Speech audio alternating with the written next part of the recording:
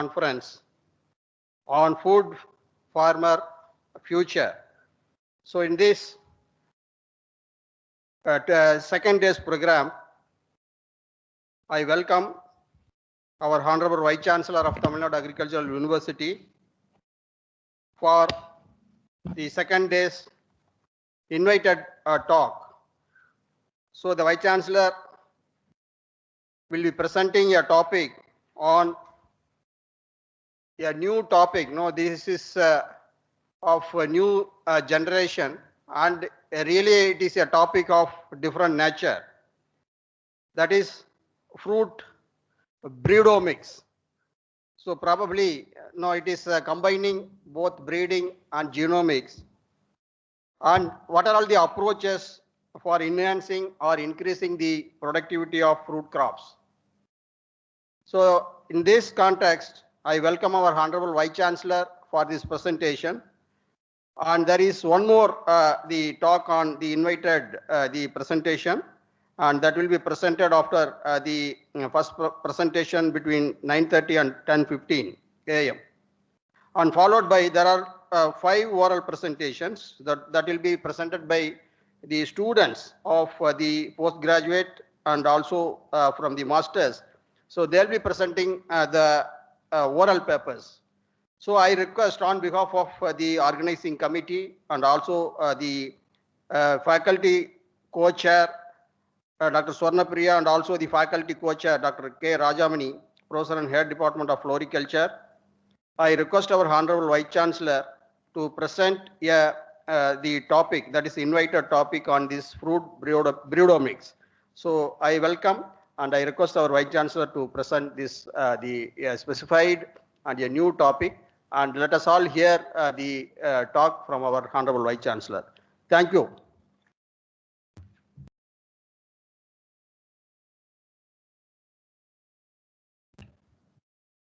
Thank you, Dr. Pugalendi. Good morning to all of you. The topic assigned to me is fruit breedomics. In fact, though basically I am a horticulturist, I specialized in breeding of horticulture crop right from MSc and PhD program, and also subsequently also handled many breeding projects. In that way, I am much comfortable with the breeding of horticulture crop, particularly fruits. But regarding the omics, which is a new one for me, though some information I know, so that's why I discussed with Dr. Ravindran. Where is he? He is the right now a specialist in all omics activity in our university. So we have coined and brought out a new theme, namely fruit breedomics, which is a very important field in the days to come to increase the efficiency of fruit crop, breeding efficiency of fruit crop, because otherwise fruit crops itself is a long duration crop.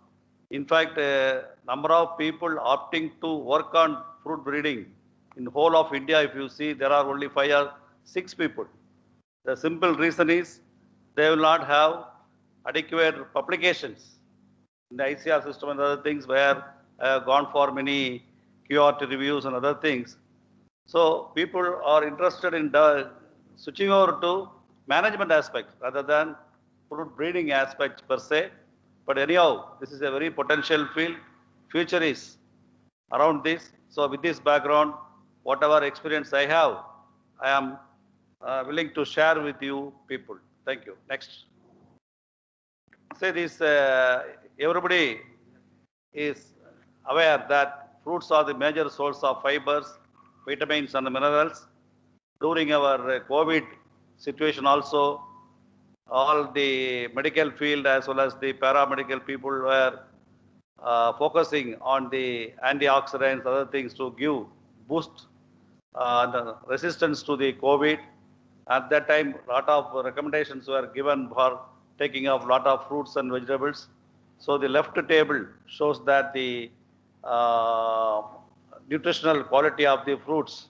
You can see the pineapple is one of the tropical fruit which have got much nutritive value.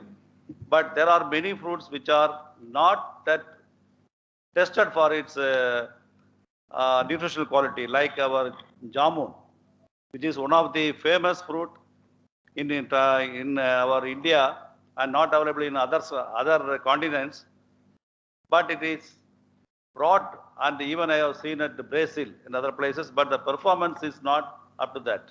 That fruit is better than all our berries, raspberry, blackberry, etc. Very costly blackberry. Now blackcurrant is also coming up in big way.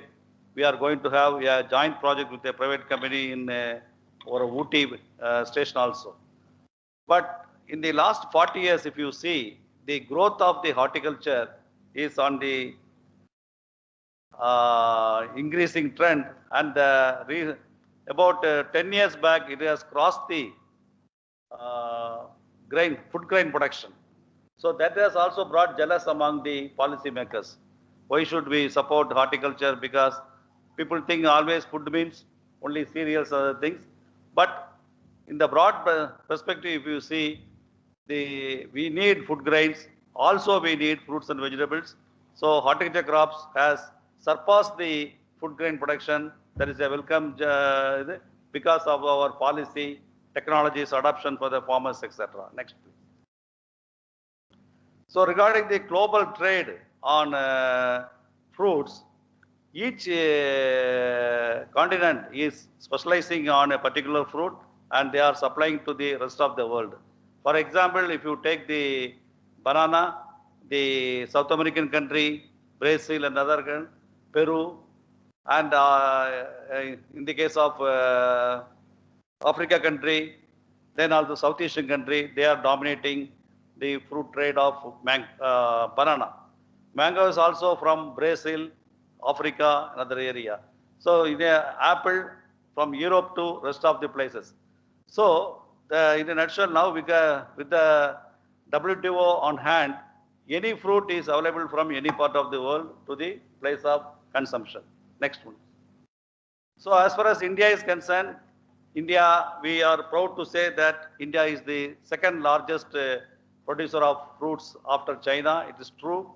And also we have got sizable area and all.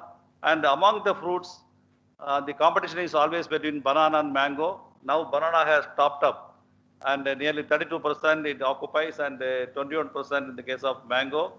And fruit research was also started in many places as early as say 100 years back in Coimbatore, other things.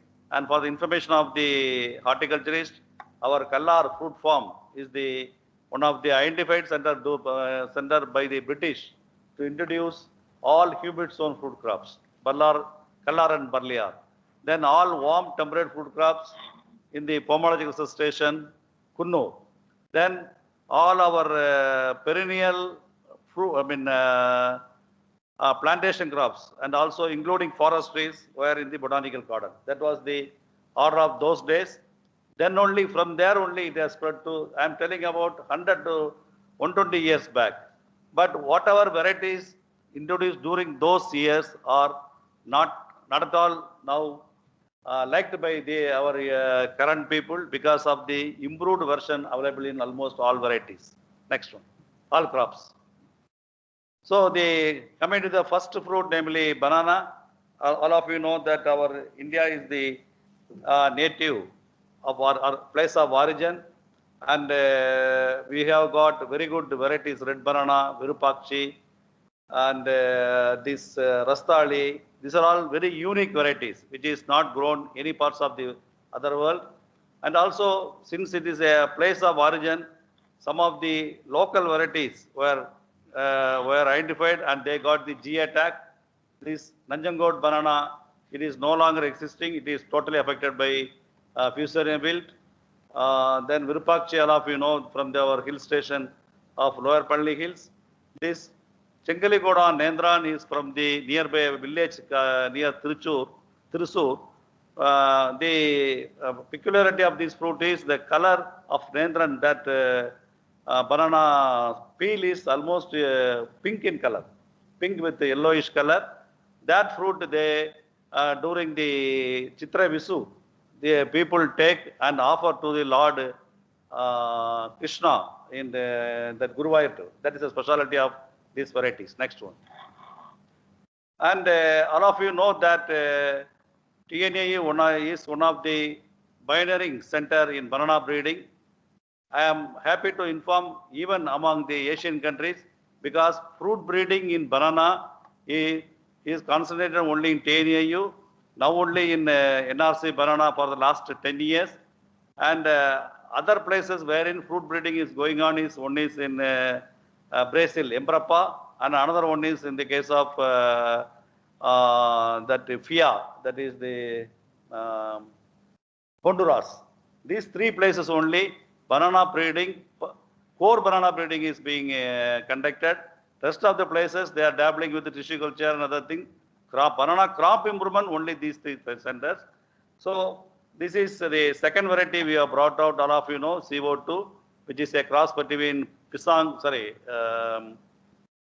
Karpuravalli into Pisang AB, which is akin to our commercial variety Naipuvan, and it is becoming popular. I'm happy that Horticulture College is taking up a lot of demonstration trial in the farmers field, and the report I'm getting is it is good in terms of performance and other things. Next one. So as far as mango is concerned, as I told you earlier, lot of varieties are available as local varieties, because here the selections were done by during the kingdom period. That is the old king, they select beautiful varieties by selection, and it was propagated through still we have got lot of variations. Banganapalli itself, there are lot of clonal variations you can point out. Neelam, likewise, Totapuri, all those things. So it needs to be exploited. Though they are having the common name, there are some clonal variation is available which need to be exploited like this. Next one. And the apple, we are not done very much, except the Lal Ambari is the variety developed in Himachal Pradesh. The rich red Gala, all those things are the bud sports developed in Europe. And but whereas this has got a wide potentials in the case of our Kashmir and Himachal Pradesh, wherein now the ultra high density planting is promoted in a larger way, thanks to the CITH technology developed by our own horticulturist, namely that the previous Vice Chancellor. He has visited our PRT chairman. What is his name? Bangalore man. I forgotten. So he is responsible. Last 8 years, he has impressed the government to go for ultra high density planting, and now all the programs in Himachal Pradesh as well as in Kashmir, they are going for ultra high density planting only. Next one. So another fruit is the oranges. Oranges, you know, our native oranges are there, Kurk mandarin, Kasi, etc. Now this Kinno mandarin is a intergenerational hybrid, which is popular only in Ludhiana area earlier. Now it has been also taken up in Rajasthan. We also introduced in our lower Palli hills. Unfortunately, it is not doing very well. So GI tagged varieties are also Kurk orange, Nagpur orange, etc. This Kurk orange is totally lost in the Kurk. Now people are thinking to renovate it. Similarly, our lower Palli hills also, we have lost our Kodai orange, which is also unique to that place because of the viruses and the greening virus. Now people are reported, but our virologists have come out with some endophytic bacteria. I think if we popularize that, definitely we can save these crops. Next one. And nutritionally, you know, very important. These grapes, though it is an introduced fruit from Russia, we have introduced long back. So many of the varieties have got acclimatized to our tropical as well as subtropical conditions. And the improvement in the case of grapes is by 3 methods only: clonal selection, hybridization, and bud sport. Even our grape station at Teni, they have found out one bud sport of this Panni Trachai, which is under testing, and it has got very good quality. I have requested those people to check their check their quality with the farmers so that we can take forward with that. Next, please. The case of guava, though it's introduced from fruit from South America, it was long back introduced and it is almost very much acclimatized to the tropical as well as subtropical conditions. Our varieties are Allahabad Safada, L49, Arka Kiran, Lalit, etc. Here we have adopted the clonal selection among the seedling, open pollinated seedling, as well as hybridization. These were the method. Rest of the methods we have not used. Next. The papaya, we are the leaders in developing new varieties. And CO7 is a gynodaceous type. CO2 is akin to CO2. Only thing is we brought in that red color, which is controlled by research genes. So every time we have crossed, it is by accidentally, Dr. Satyamurthy has found one anther, which is red colored. That red colored male plant was preserved, and by Bacillopotosar it was allowed to change to India gynodaceous type. Thereby we are able to maintain that seed. Every time we have crossed, and nearly about the 6 generations we have grown hybridization, selection, and back crossing. Likewise, and nearly 10 years it took for releasing the CO2, one of the very good variety, tolerant to PRSV, but it needs to be popularized because people are, the people think red means only red lady, but it is highly susceptible to PRSV. So our, we need to convince the department as well as the other farmers by which, but this grafting technology will be the right solution to popularize again, because I know there are certain plants of grafted one which is remaining in the field nearly for 40 years. So that is the advantage of grafting in the case of papaya, which we have to do on this also. Next one. So, so far we have given some account of the what are the promising fruits as well as like this. So the fruit breeding, as far as all these crops, we have exploited the spontaneous hybridization. Then selection from sexual recombinants, that is nothing but your open pollinated selection for quality, flavor, high fruitfulness, etc. This is a hypothetical one, how in the citrus, it has produced new types. For example, this lemon is supposed to be from the Medica into Micrantha. Like this, it is, but it need to be confirmed by biotechnological tool also. Next one. So the fruit breeding objective depends upon the crop, location, and requirement of consumers. Because, for example, in the case of grapes, our objective will be different than North India or mid India, like this. Key focus is, of course, production quality, low production cost, post-harvest processing, tolerance to biotic, abiotic stresses, which are all, unlike the agriculture crop also, it is also same in the case of fruit crops. Next. So this rootstock breeding, which has gained very good momentum as early as 1800 and 1900 in the case of apple and other crops, has not attracted our tropical fruit crops. That is the main limitation. However, mango requires good rootstock. Thanks to the Israeli scientist, Amos Blumenberg, he has identified this variety 13-1, a salt tolerant type. It is actually polyembryonic variety, 100% polyembryonic. There is no sexual seedling. The sexual seedling will degenerate, and all the seedlings are only polyembryonic. So naturally, it is a uniform type it will produce. And thanks to our scientists who are, that they have brought it from Gujarat, and in the Horticulture College, Perikulam, a block of mango rootstock with 13-1 with the different commercial fruit crop have been established by Dr.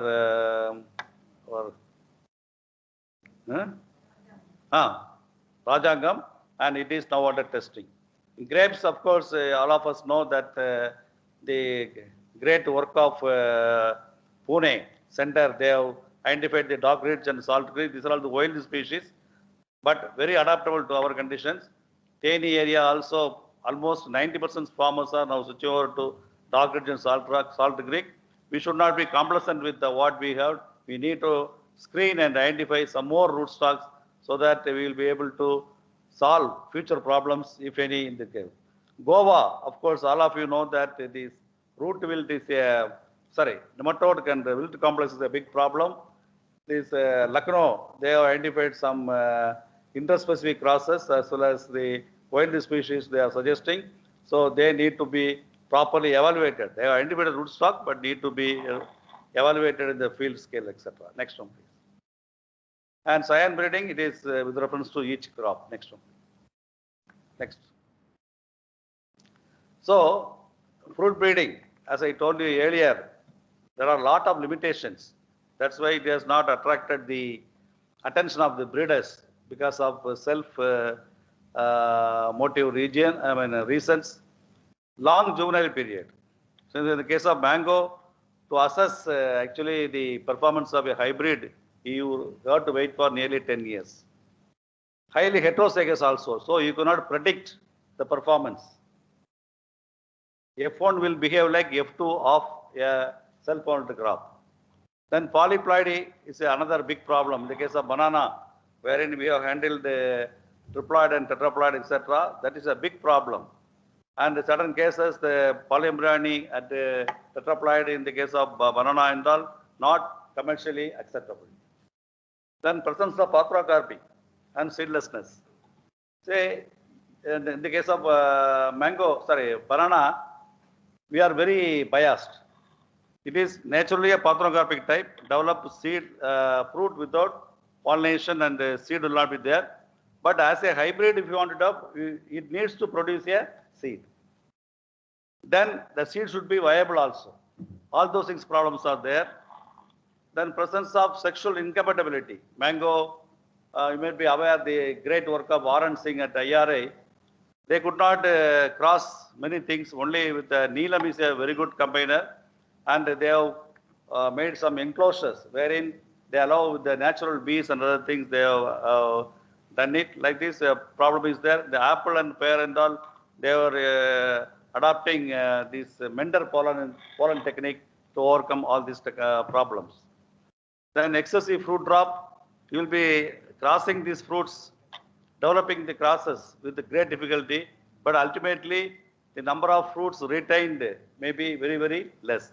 1,000 fruits if you cross, you are likely to get 1 fruit in the case of mango. So that is a problem. All those things are related to almost all fruit crops. The problem of breeding is there. Next one, please. So in this case, in this juncture only, we need the support of the sister department, namely biotechnology. So we cannot ignore the biotechnology as a separate entity. We should bring biotechnology into fruit department folding so that we can achieve this. So they are required in the case of in vitro propagation. When you have the in vitro protocol, you can easily create variations, as we did in the case of banana. That Ganga's work. First time she developed in vitro propagation in the case of banana, and using the oricylene, doubling the chromosomes, etc. She did like this. Then embryo rescue, it is very much required in the case of grapes, wherein you cross a seedless into a seeded type. Normally the fruit will be seedless only, but the embryo abortion will be there. So you have to rescue and save it.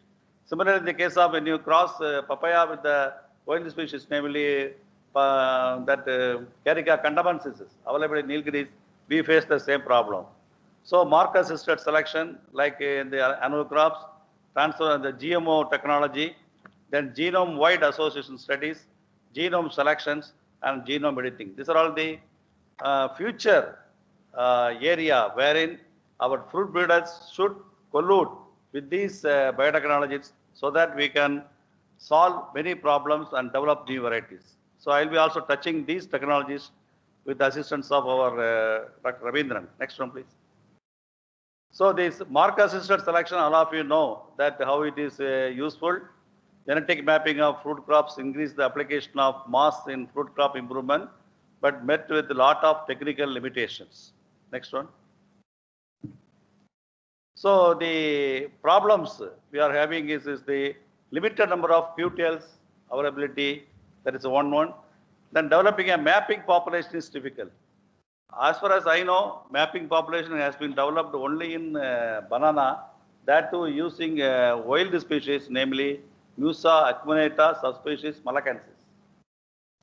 This was handled by the breeders at Brazil, as well as in the case of, what is that, where they preserved all these genes, jam blossom. Kabino?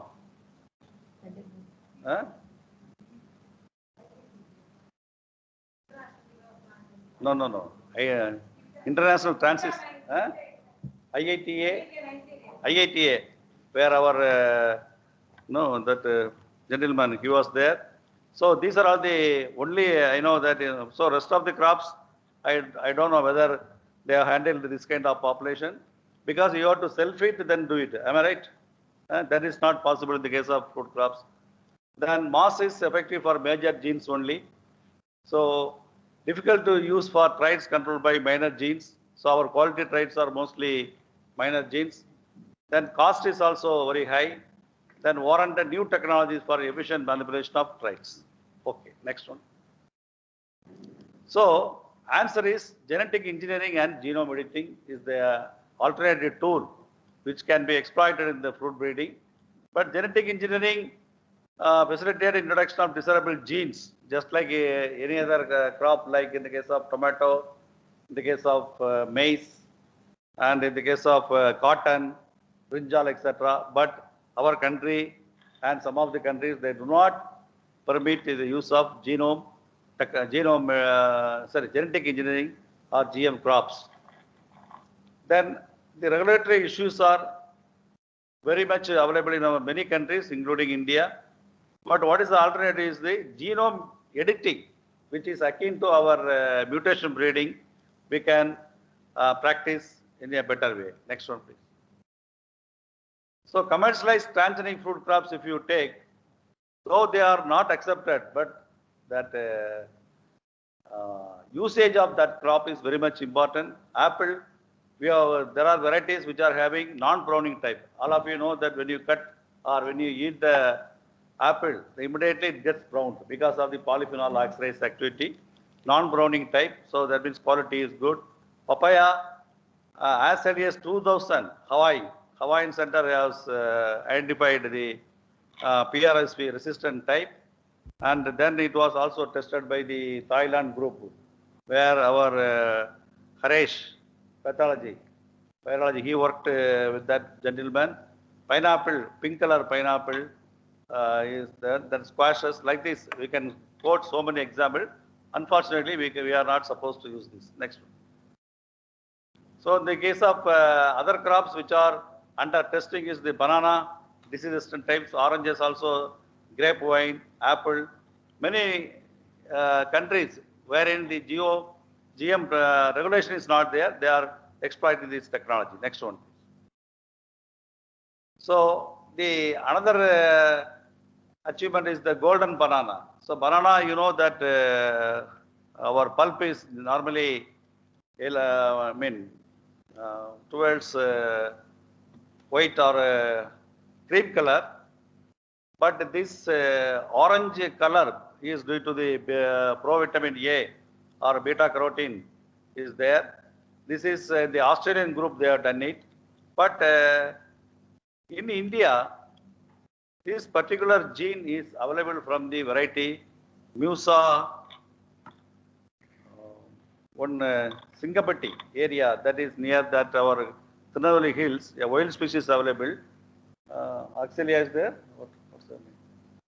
I forgot the species name. From that gene, it is predicted that color is available in our routine variety, namely red banana, as well as some of the variety like Nendran. That color, which is also akin to this color only. So they have gone for this kind of program because that Cavendish group is not having that color. The Cavendish group or the Grandine group is largely used worldwide. So, but India is also a partner, I think, TNAU, Assam Agricultural University, NRCB. There we are also working in this line, but this is my information. So, this is also another line which requires approval from the government of India. Next one. Then all of you know that banana is mostly affected by the deadly disease, namely wilt. In fact, banana breeding was started because of this disease only in Peru, Honduras, all those regions, Imperial College of Agriculture as early as 1800. At that time, even the gene was not identified. Mendelian inheritance was not there, but breeding was started using the wild species. So this particular TR4 is a tropical 4 race, is a deadly disease. This is affecting almost all races, all banana varieties. People thought only the Grandine is susceptible. Now we have even found this variety, this particular race available in our TNAU area as well as the hill stations. So here also genetic engineering is playing a key role, and this same group, Dole from the Australia, they are working on this. Next one. Then this is the pineapple that it suppresses the expression of our lycopene. Thereby the pink color is getting one. So nutritionally very good fruit. Next. Similarly, as I told you that polyphenol oxidase is completely suppressed that enzyme. Thereby non-browning apple is there. Next. So limitation of GMO technology, I have told you, regulatory mechanism. So result may be good, but socially it will not be recommended. Next one.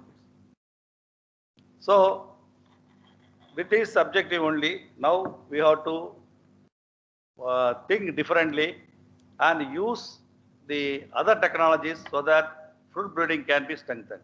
One approach is this breedomics, wherein we have to combine the departments like genetics, genomics, physiology, bioinformatics, biochemistry, so that we have to work in a multidisciplinary approach.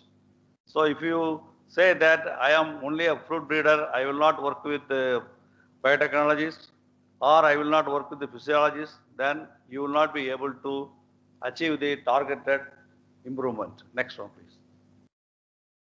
And the genomic technologies is the wherein the key technologies are genome editing, genome selection, and genomic assisted breeding, so that we will come across new molecular breeding technologies which will result in new varieties. So in a nutshell, it is called fruit breedomics. Next one. So what are the recent advancement in genomics is, so all of you know that human genomics was unveiled in the year 2000, am I right? First 2000. Similarly, in the case of fruit also, many biotechnologies, they did their marvelous work and unraveled the genomics of the fruits. And now 2000 to 2020, there are a lot of differences. Within the horticulture, if you see, in the case of fruits, we have got 47 fruits genomics were completely sequenced. And nearing 50 are in the pipeline. These are all some of the examples of where fruit genomic has been completely decoded, even including the minor fruits like jujube, that is our which one? European pear, Chinese pear, peach, etc. Tropical fruits only banana, mango, guava, oranges also, papaya, like this. Next one, please. So the genomic selection is actually something like an accumulation of different loci. Then you add it in such a way that which is having the highest value, you have to select it like this. Otherwise, in the case of jam blossom, you need to wait for many years, evaluate it, and come out with very good information. That will take long time. Whereas here, the seedling selection in the seedling itself, we can easily screen and evaluate. So this genomic selection is the one of the tool. Next one, please. Another one is genome-wide association studies. Again, this is akin to mapping of quantitative trait loci, QTLs, using natural populations. Here, in the other crops like annual crops, wherein they do parental bimetal bearing, bimetal mating, then evaluate like this. So here, as such, because all our materials are highly heterozygous, that is the advantage. And this kind of GWAS used in mapping of scape resistance in apple and pear, plum, brown rot in peaches and grape vine. You can see most of the things are done in temperate fruits, not in tropical fruits. Tropical fruits, we should be the leaders in the days to come. Next one, please. So a typical example in the case of pear is, after evaluating the many germ blossoms of 312 diverse germ blossoms, they are able to come out with stone cell content, how the fruit skin color, how the coverage ratio of the fruit rosette, that is the that central core, how much it is occupying, all those can be completely evaluated so that they can select parents easily for future breeding program. Next one. Then genome-wide association studies were also carried out in other fruits, like in the case of banana for yield and fruit size, apple, as I told you, for aroma, volatile sugar composition, pear, disease resistant, peaches. So only except for banana, all the crops are mostly from temperate fruits. Again, highlighting that we need to work on tropical fruit crops like this. Next one. Then the genome editing. Since the GMO crops are having some limitations in our country because of restrictions passed by the government, you can take a research in the restricted, protected area. You cannot bring it like that. That's the reason why we are not able to launch BT brinjal. Though we have incorporated the BT genes in the 4 commercial varieties of brinjal as early as I think 2012, isn't it? Because of restrictions, we have safely deposited the seeds with the NPPGR. So these are typically available there. Now the alternative is the genome editing, which is almost akin to our mutation breeding. People used to tell what is mutation breeding is just nothing but breaking a class and find out which class piece is useful for you. Some class piece will be, if you are aiming for a square piece, maybe a square piece will be there, or some triangle type like this. Something like that is the technology. Similar thing here also, but it is in a more directed one. There it is undirected. But here you can still focus on the directed breeding. Next one. So for which the CRISPR CS technology is most useful. So here you can do darker gene knocked out. Another base editing, where if you remove one base is there, automatically another allele will be exchanged like this. Next one. So successful examples of gene editing in fruit crops. Say 2014, this is launched in the fruit crops. Now we have got nearly 6 crops wherein success stories are reported as early as 2018. Some of the achievements are powder mildew and grey mold resistance in grapes, fire blight resistance in apple, herbicide tolerant in watermelon, and canopy architecture and flowering in kiwi fruit. Kiwi fruit, I think Saraswati knows how difficult it is when we introduced.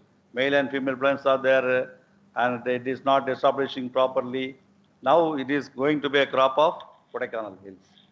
So, wherein the Chinese people and other South Asian countries, they have taken up a lot of work on the canopy architecture and flowering using this CRISPR editing technology. Next one.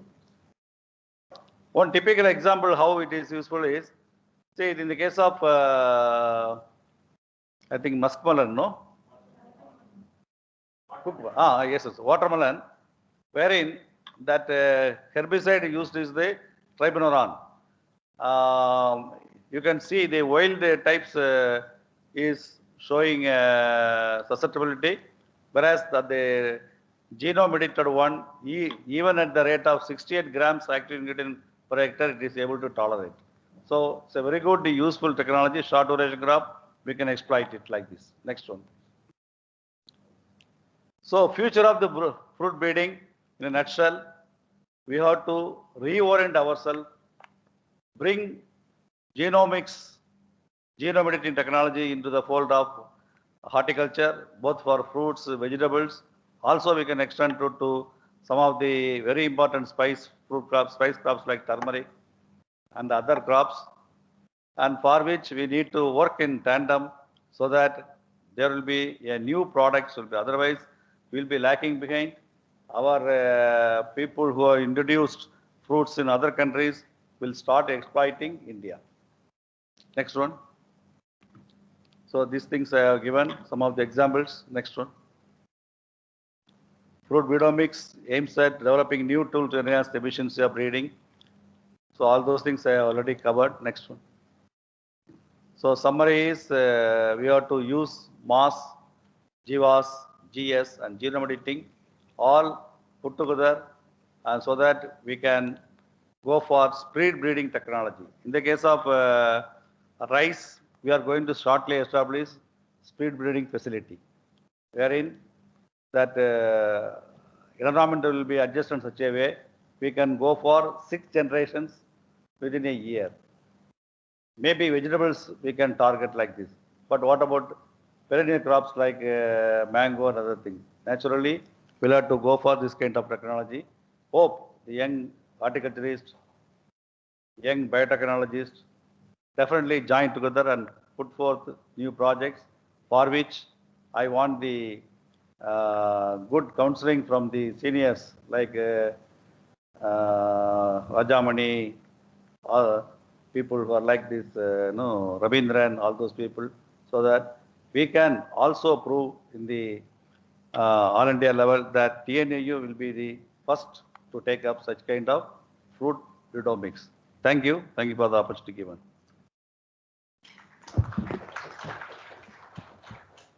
Any question? You permit questions? Normally for a lead talk, there is no question. Generally, I think in a conference. Next speaker. Next speaker. Is it lead paper or what? Lead paper. Lead paper, I think. Keynote address only, I think. Some distinction is there. Students are there? Online. Yeah, here some of the students are there. You can ask. Sir, the presentation was. Rajamani is not a student. No, sir. I'll just start. My sir. student, that is different. So this is entirely a new topic and quite a very interesting presentation from Honorable Vice Chancellor. So he was our teacher, mentor, and all of us are here because of him. So this topic is ignited to the younger generation. And I think in few crops, even in crops like jasmine, we have some breeding barriers. The embryo rescue techniques. Without the involvement of biotechnologists, it won't be possible for us to breed any varieties. So I think this is one area, as said by our So in the case of jasmine, yes, sir. For that sambak, they triplied. It Yes, doesn't sir. set seeds. Yes, sir. Similarly, this jasminum, one more thing, what do you call Jadi Melli, certain varieties are producing less seeds. Grandiflorum. Yeah, right. Yes. In fact, one of our BS horticulture who has done biotechnology in the year, I think 89-92, Tamil Chelvi, she did some basic studies. So you have to take that and take about, because sambak now during the season time, unseasonal prices are very, very high. So you can definitely develop on this kind of crop which has got very value. Also essential oil content, all those things can be topped. So you think of some good projects with those people. Thank you, sir. Any questions? Online also they are. They are listening, sir. No, As no. a student, Yeah, some questions if it is there, they can ask. see, I have a question, sir, as a student. Nowadays, they are talking about monosomic additional lines, sir. What about the potentialities of this monosomic additional lines with respect to vegetable crops, sir? Monosomic, that's the extra chromosome. Chromosome is linked like genome editing. Yeah, it is possible through biotechnology approaches only. But there are some cases like guava wherein -1 chromosome is not giving a proper growth is stunted. There are so many limitations in that. Yeah, limitations there. So that So, we can go for that or? Maybe the vegetables it will be easier, not in major food crops, perennial crops, etc.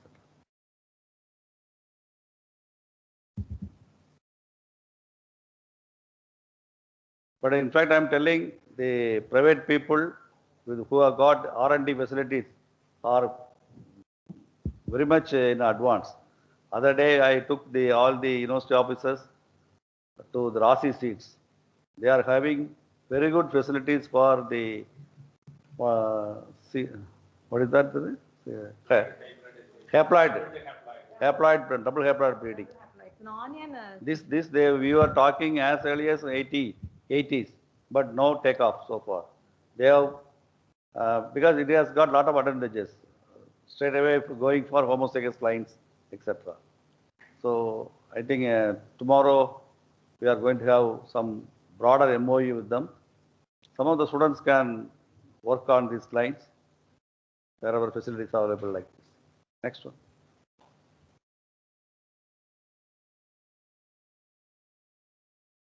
I think I am in time, no? 10:15. Thank you.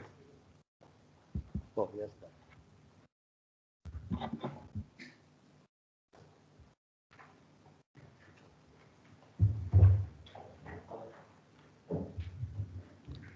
Thank you, sir. We owe a sea of thanks on behalf of AGSC Organizing Committee for your invited talk.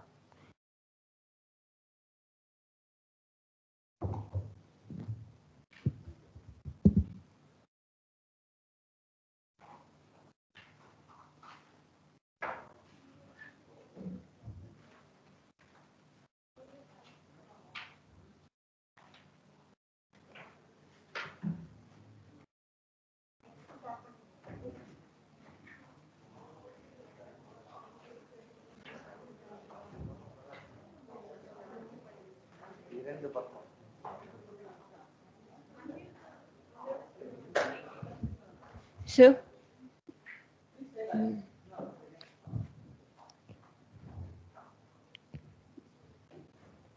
Sir. Out of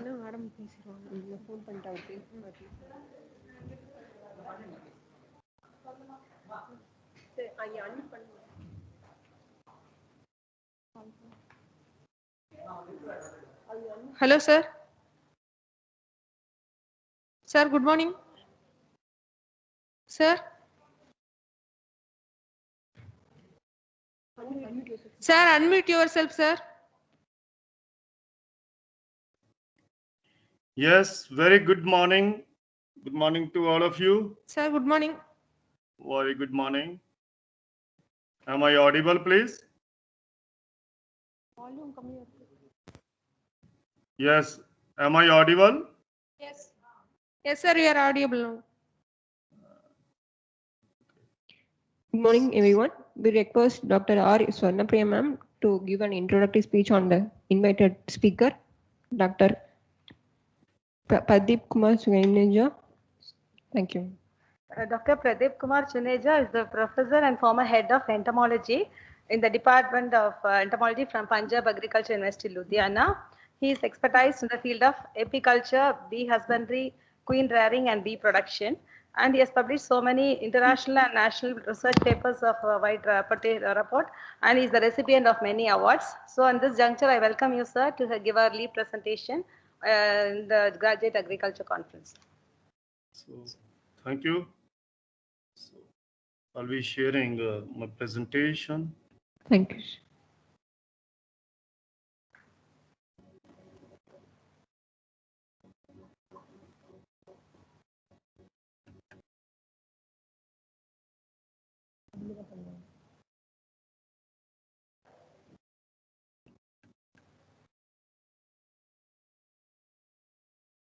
So are you all is able to see the screen? So not it. My PPT, is it visible, please? So it is loading, sir. You can. So share the screen. Yeah, I have shared the screen. So my title slide is not visible. Not it, sir. Is it visible now? No, sir. No, sir. Let me try again then.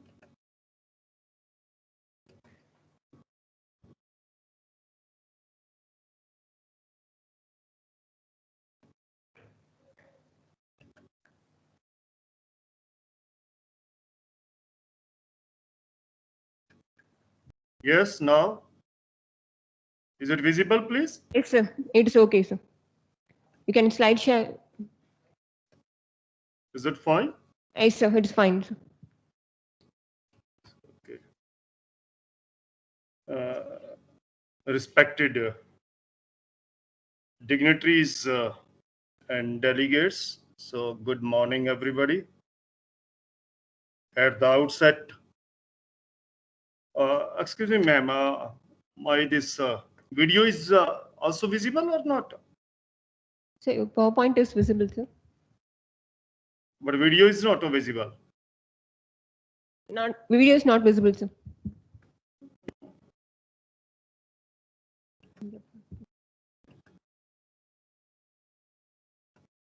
What is coming? Dr. So, Juneja, you can I talk. should continue with that. I don't know why the video is not visible. It was earlier visible, but as soon as I click the screen sharing, so Doesn't matter. Your voice is very audible. Please okay, go ahead. okay. Go ahead. All right. Okay. Okay. Just a minute.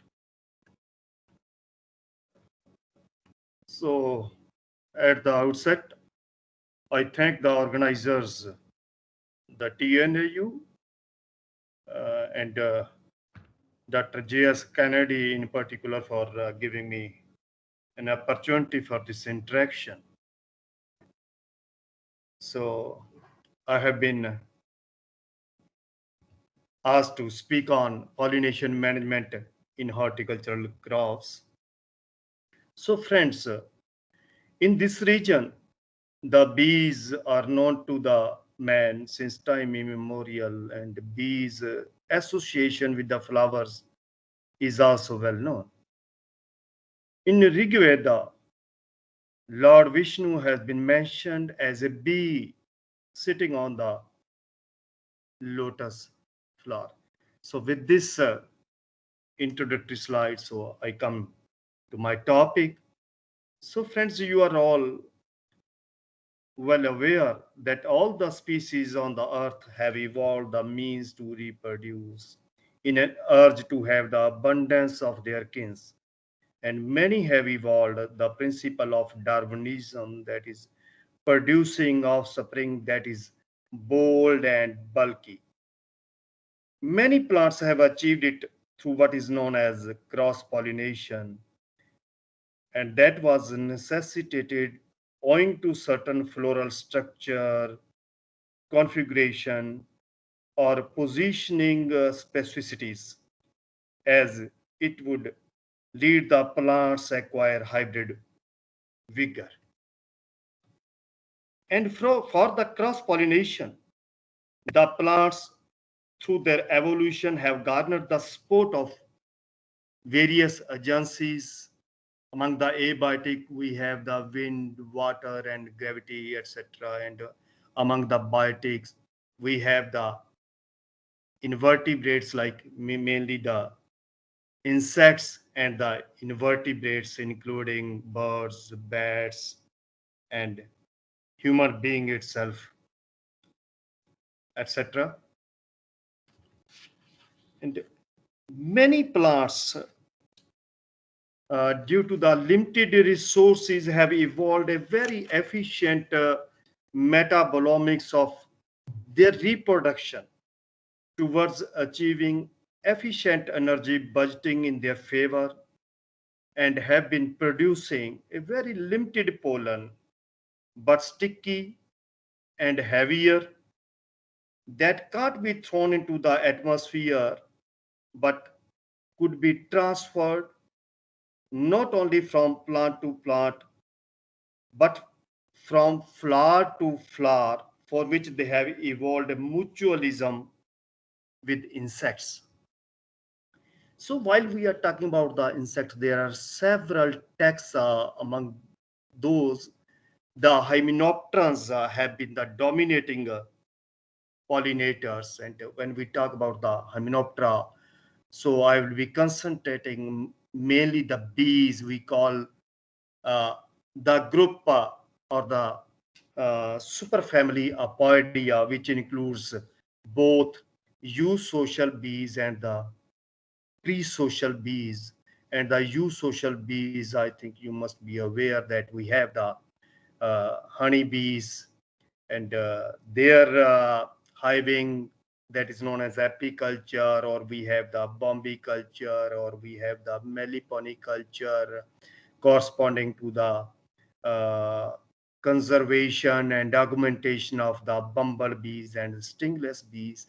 Then we have the other group of the bees, the pre-social bees, which include the solitary bees, sub-social bees, communal bees, quasi-social bees like, and some of the examples they have been given here in the slide. So far, more than 20,000 bee species under Apoidea, they have been named and described.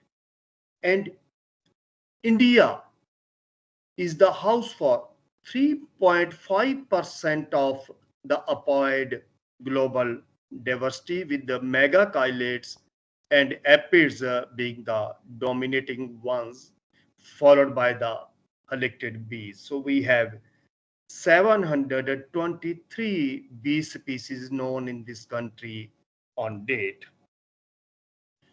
And when we talk about the honeybees, we have around 9 honeybee species, and 4 are known as the traditional honeybee species. Why I'm concentrating only on the honeybees or the bees? Because these are the dependable pollinators for various crops, including our horticultural crops. And most of you would be aware that among these 4 traditional species, honeybee species, Apis dorsata and Apis florea, they are the wild ones, and it is the Apis mellifera and Apis cerana, they can be domesticated, and these are known as the hive honeybee species, whereas the upper 2, they are the wild honeybee species. Now, down in the south, in the whole of the southern peninsula, now the many meliponiculture, that is also picking up, and that has the advantage, a little advantage over the Apis bees, is that the meliponins, or we have the tetragonula species here in India, 11 species they are known. So they are polylactic in nature. And these are some of the examples of the pre-social bees found in India. And megacylates are the species which are known as the leafcutter bees, osmia. These are the alkali bees, xylocopa, the carpenter bees, andrina, the soil inhabiting bees like. So bees, then coming down to honey bees and finally to the hive bees, they are considered as the best pollinators. So they are a big resource which are facilitating the pollination and thereby augment the crop productivity. Why they are specially, I would say that they are specially evolved. They have the coevolution with our angiosperms, which require the cross pollination.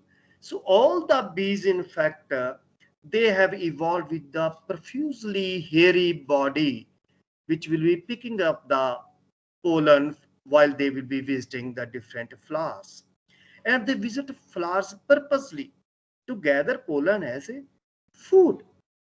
Then if we come down to the honeybees, they have the floral fidelity. Fidelity here means while they are visiting a particular species, they will keep visiting that species only till that species flowers they have faded away. Then constancy, that is the acquired adaptation in the honeybees, that once they are taken to the pollen collection, so they will keep visiting for the pollen foraging, and if they take to the nectar foraging, they will keep foraging for the nectar. And those which in the beginning have been necessitated to collect both, so they will be get specialized in collecting both. So within the colony, we'll get the different groups of the bees that way. And if we talk about the hive bees in particular, the two species, Apis cerana and Apis mellifera, they can be maneuvered in any number, at any place, and at any time.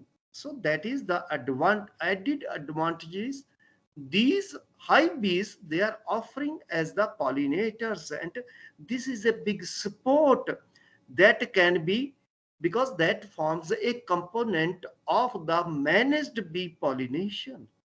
And these honeybees, all the honeybees, they provide us the other useful hive products, including honey, pollen, propolis, beeswax, and royal jelly. So undisputedly, the bees, and particularly the honeybees, so they are the outstanding pollinators. So there are a large number of the vegetable crops which require the cross pollination, and they have got the association with various bee species, and so is a large number of the fruit crops which are the cross pollinated, either uh, it is obligatory or they are the often cross pollinated, and they have found association with a large number of the bee species in their global niches. So now in some of these next slides, so I shall be discussing or emphasizing the role of the bees in increasing productivity of horticultural crops by citing some of the works in India and abroad. So broccoli, so that that is a highly cross-pollinated crop that is visited by a large number of the bee species, and there is a report of increased, that is enhanced pod formation because of the bees visitation, and 200 to 300% increase in the number of the seeds, and healthy grains per pod they have been reported because of the bees visitation, and even the grain weight has been reported because of the bees visitation. So because in the beginning itself I shared that the kind of the hybrid vigor, so there is a kind of the natural selection by the bees, that the bees will be visiting the plants which are vigor on various kind of the accounts, and which are liberating a quality pollen, and would be visiting the plants which are good at even the female characteristics of the plant. So they will be, so this kind of the this interflower or inter-reproductive structural movements, so we get the quality enhancement.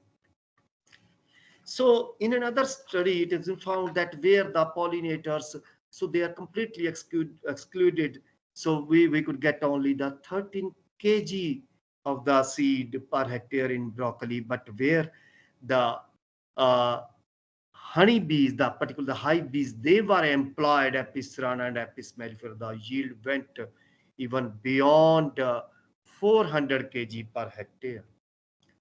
And in case of the radish, so around 30% increase in the seed yield has been reported over the open pollination, not over the pollinators exclusion, by the by employing the honey bees.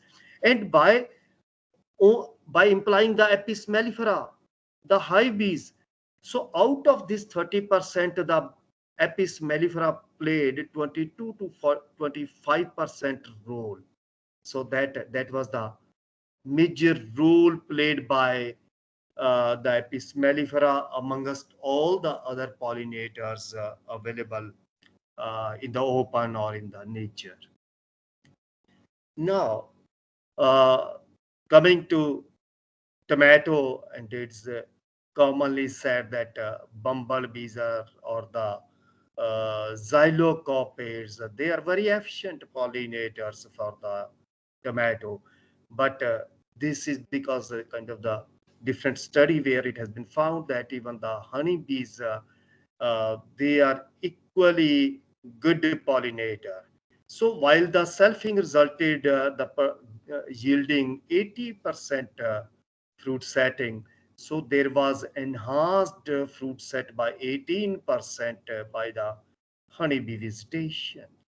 And regarding the tomato pollination in the greenhouses, so it has been recommended that to replenish the honeybee population, so the colonies have to be replaced after every 3 weeks to enhance the pollination and to get the maximum benefits out of the pollination. And for that, 2 to 4 Apis mellifera colonies per hectare have been recommended. And otherwise, in the Apis mellifera, we always have the apprehension of darting of the bees into the walls of the polyhouses or the greenhouses. But these studies that shows that up to the bees were foraging even up to 100 meters. So having the larger greenhouses or the poly houses, that would not have any kind of the problem with the bees.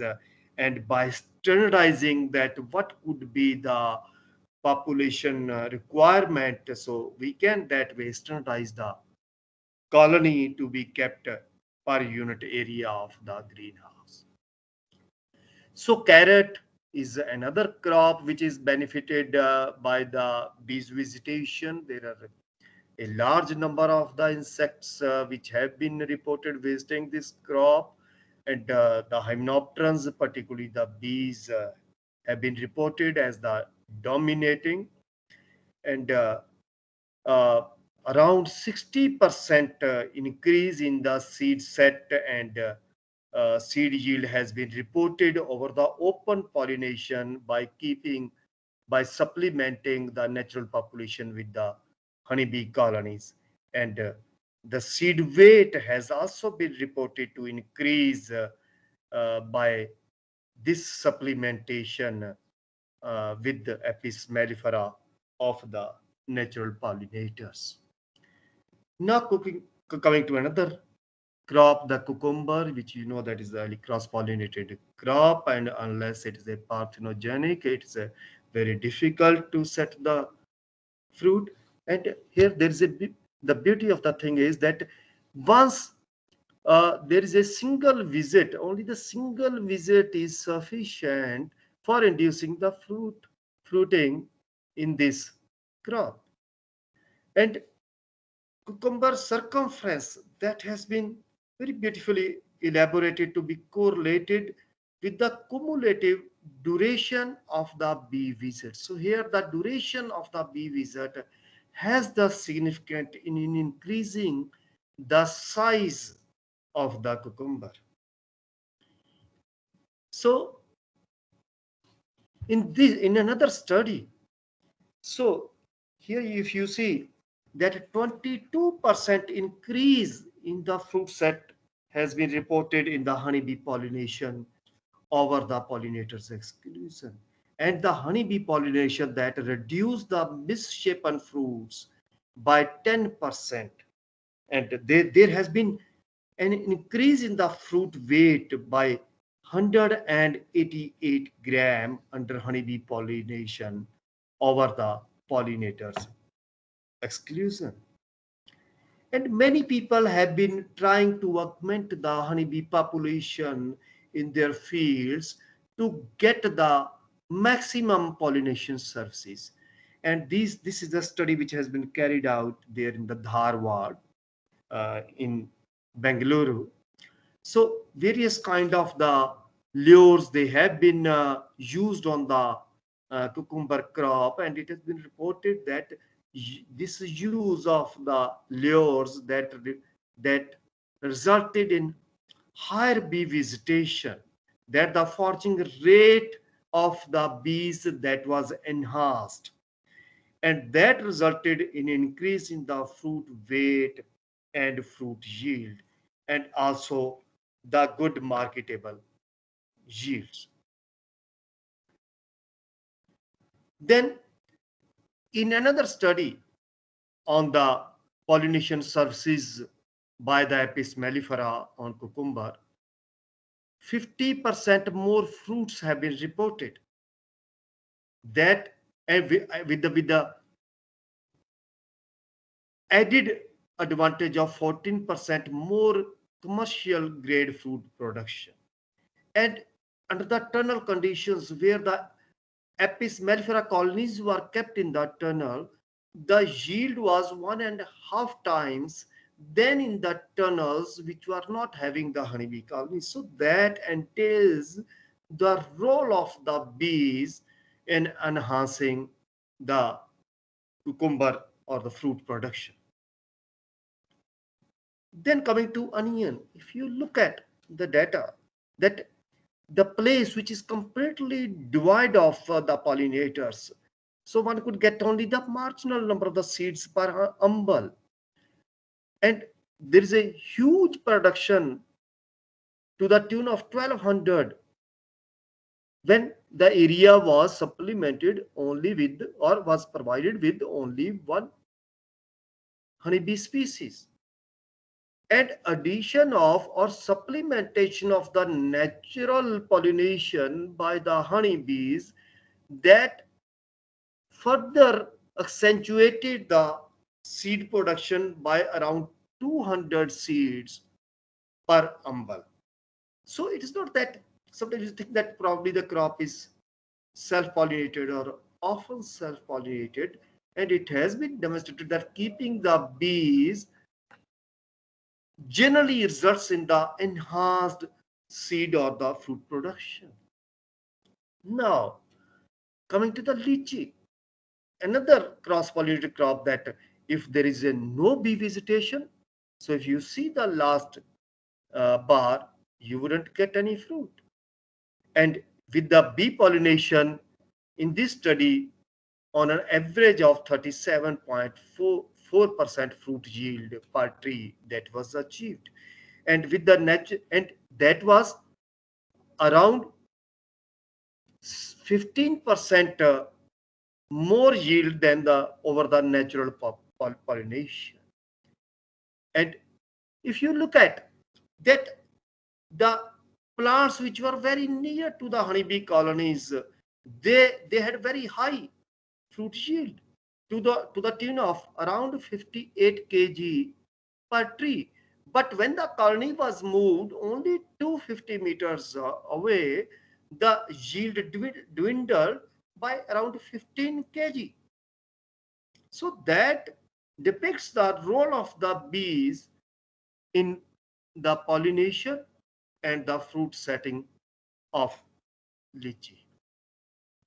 Now coming to another crop, that's a pear.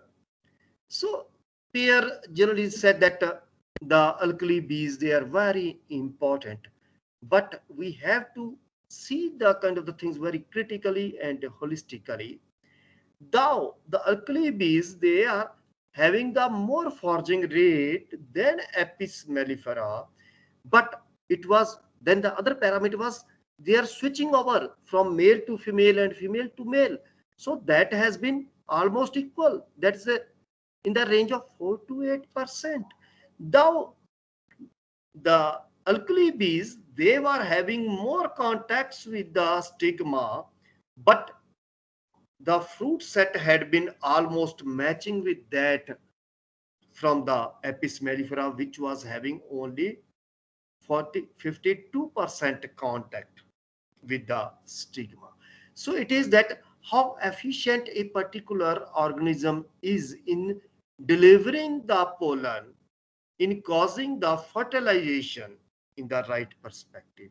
So, but you see on the other side that where the bees, they were not collecting any pollen, the bees had been the same, and the stigma contact had been that had been marginal. Only 19% of the flowers, they were their stigma, they were contacted by those bees. The fruit set had been less than half. So yes, even in the peer pollination, so sequential introduction of the colonies that has been recommended, that we are not to keep the colonies, all the colonies in one go. It has been standardized that if we will be sequentially increasing the bee population in the peer field, so that would give us the added advantage. Because right in the beginning, when we have the lesser flowers available, the bees may be drifted to some other suitable bee flora, and due to their floral fidelity characteristic, then they will not be easily taken to the peer crop. So sequentially adding the, like here as it's been shown, that 1.25 colony per hectare at 10% flowering, then 1.25 colony has been added at full bloom. That avoided any kind of the drifting and gave you the value of the rentals the one crop grower would be offering for hiring the honeybee colonies, and that resulted in an increase in the food set by 50 to 80%.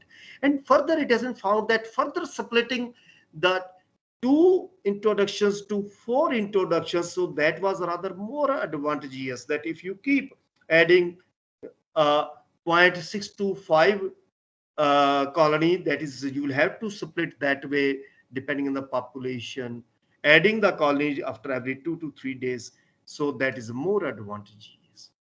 Now kiwi, another fruit. So even here in this case, the honeybee pollination has been reported to yield 3.3 times the fruit than under the pollinators exclusion condition, and the fruit set were also of a better quality. So here, if you look at the data, that where the Apis mellifera colonies were kept, all the fruits, that is 79% fruits, they were much heavier with their weight more than 90 gram. And where the colony was not kept, 35% of the fruit had their weight lesser than 50 gram. And guava, you know that guava is widely, wherever the honeybees are available, Apis cerana and Apis mellifera, they are visited. And Apis dorsata is very fond of this wild bee, the dammer bee, that's very fond of the guava. And here you might have noticed that just in the beginning of the flowering, there is a huge visitation of the flowers. There is a large vegetation, there is a lot of abundance of the honeybees visitation of the flowers beginning in the season, and that has been reported to result nearly four times the fruit set. Now coming to the apple, another cross pollinated crop that needs the bee pollination services. And here in India, so the role of the Apis mellifera or Apis cerana has been well recognized, to the extent that now we are following the Western world, which say that the bees should be kept for enhancing the crop productivity, that is for the pollination purposes, and let all the hive products be byproducts.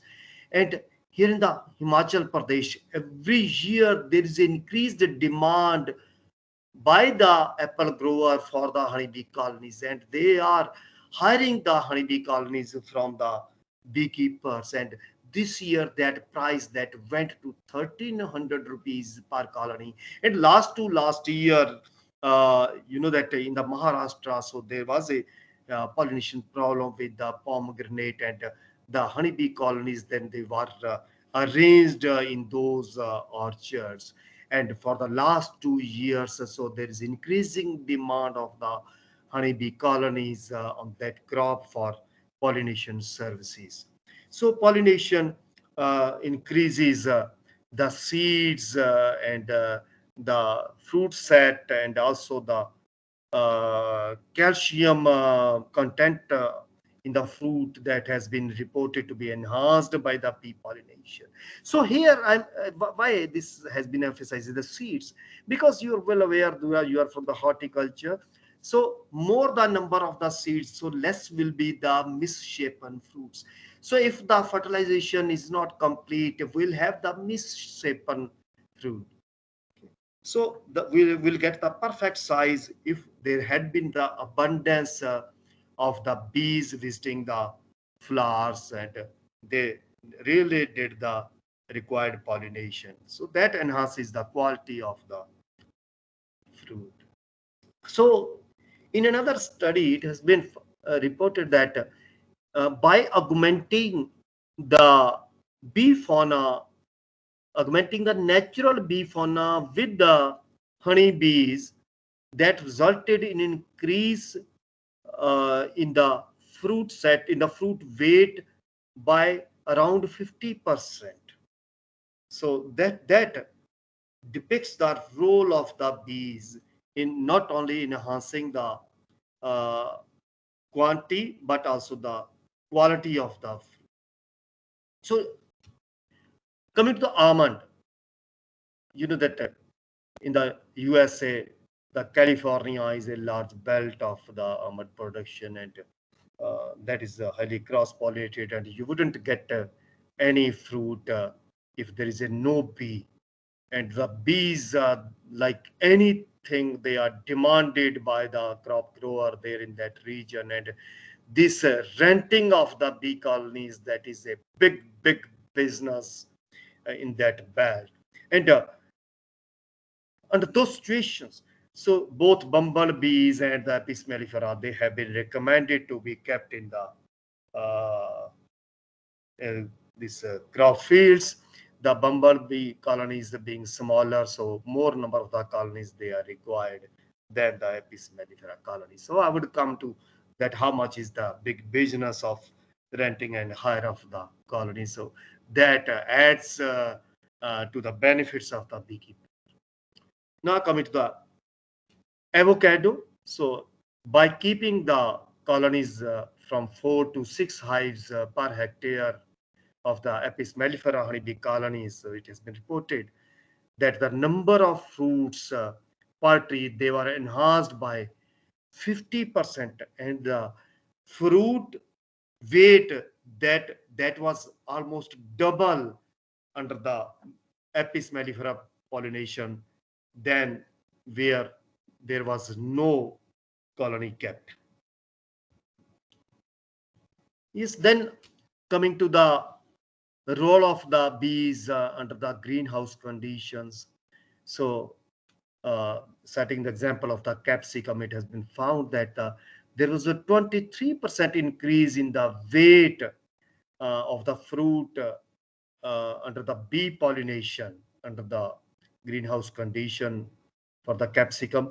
And by keeping the either the bumblebees or Apis mellifera, there was a enhanced uh, capsicum yield by 30 to 36%.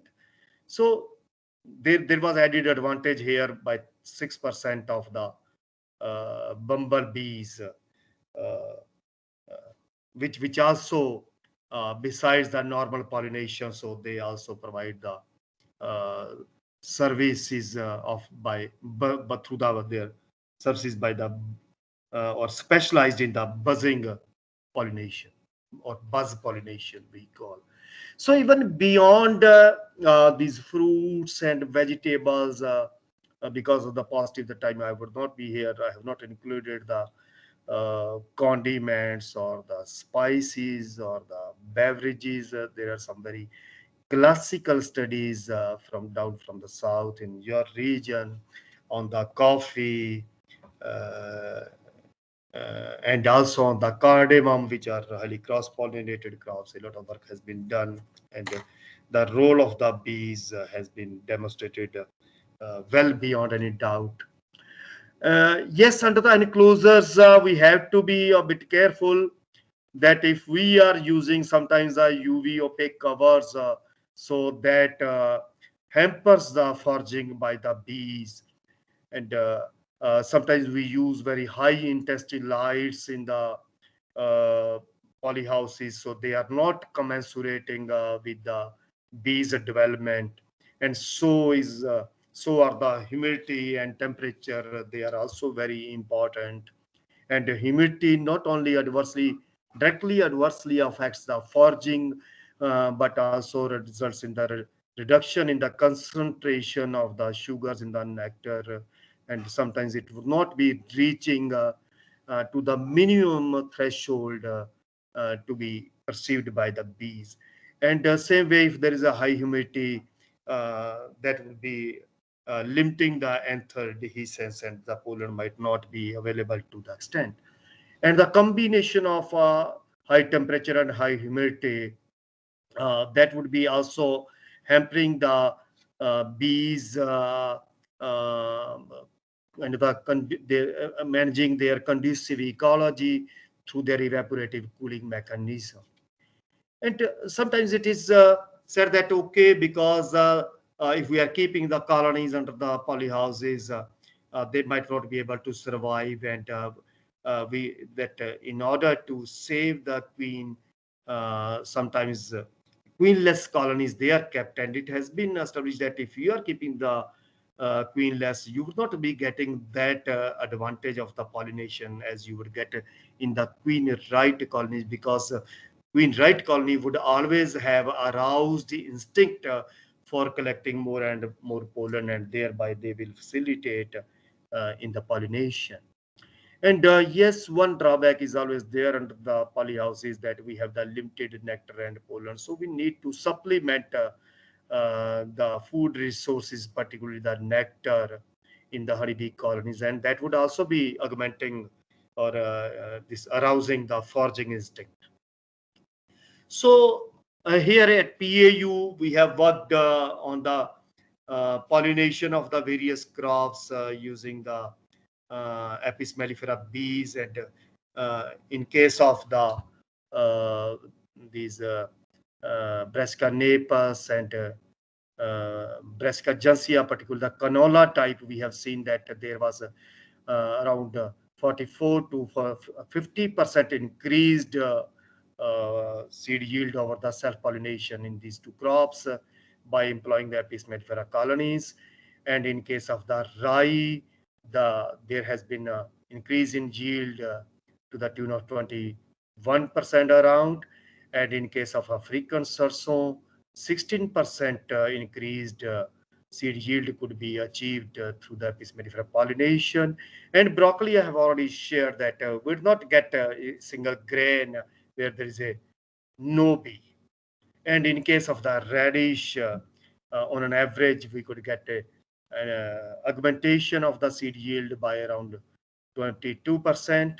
In case of turnip, so that was a 263.6% increased, nearly, I would say, 404 times.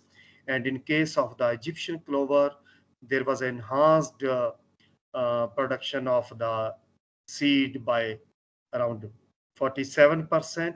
Then in the plum, so the increased fruit set had been to the tune of 68%, and in the soft pear to the tune of 6%. And in various sunflower cultivars, we have noted that there was a enhanced seed production in the range of around 8 to 20% by implying the Apis mellifera colonies. And this is the slide I have taken from the National Bee Board websites.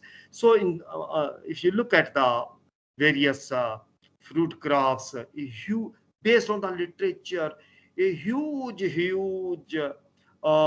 increased or incremental yields have been reported due to the the services by the bees, and 30 to 100% losses in the crops they have been reported for want of the bee pollination, or where there was a lack of the bees desired bees population. And looking from below, cucumber, cabbage, asparagus, and apple, cherry, so carrots, so these have been very sensitive crop requiring the bees for their pollination.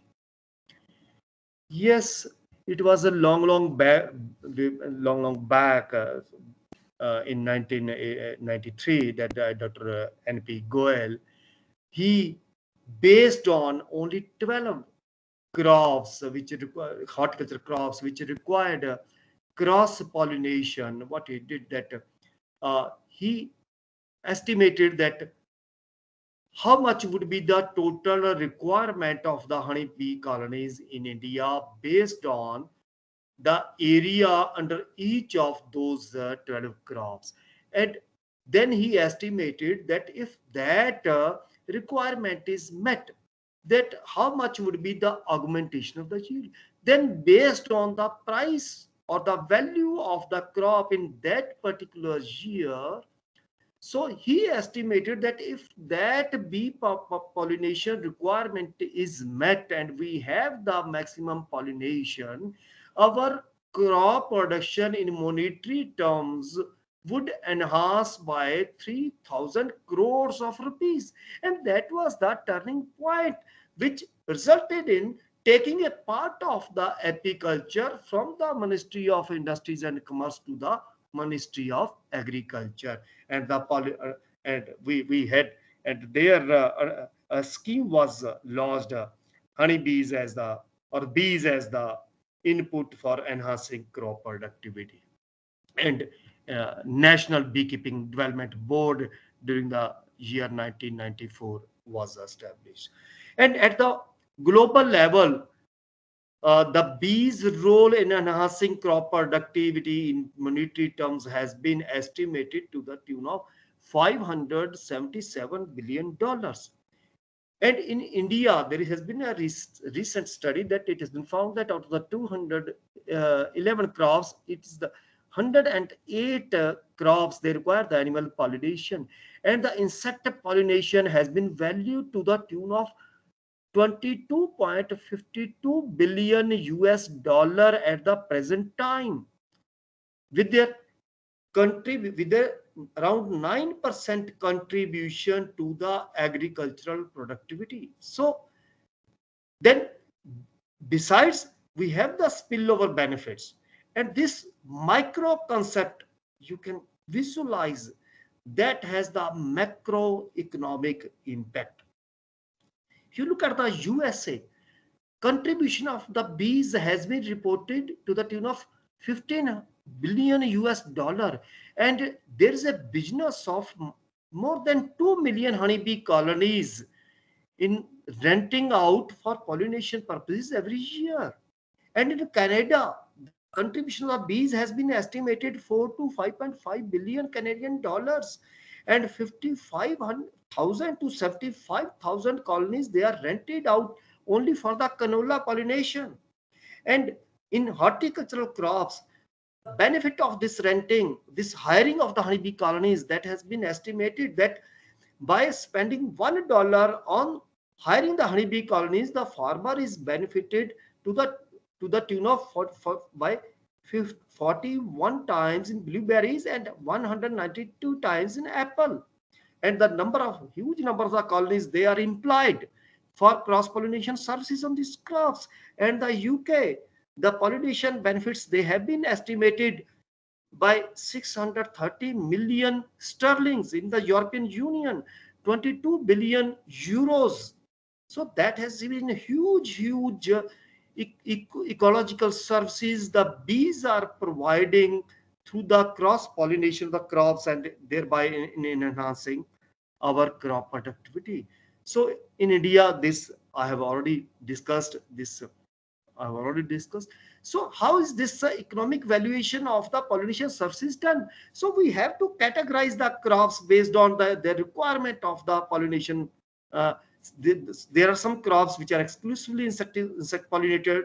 There are some crops which are often cross pollinated. There are some which are often self-pollinated. There are some crops which would require only they would get only the marginal benefit. So accordingly, some index is calculated as is given in front, and then we go for the how much is the annual production of a particular crop, and what is the unit price, and how much is the total valuation of the crop. Total valuation of the crop multiplied with the pollinator dependency index would give us the economic valuation of the pollination services. So a little this valuation done for the down south in your areas for 5 horticultural crops like cardamom, muskmelon, and bittergourd, which are cross-pollinated with the pollinator index, this index being 0.95, and the coffee with the index of 0.65, guava with the index of 0.25. It has been estimated that these 5 crops, so they are getting benefited by the bees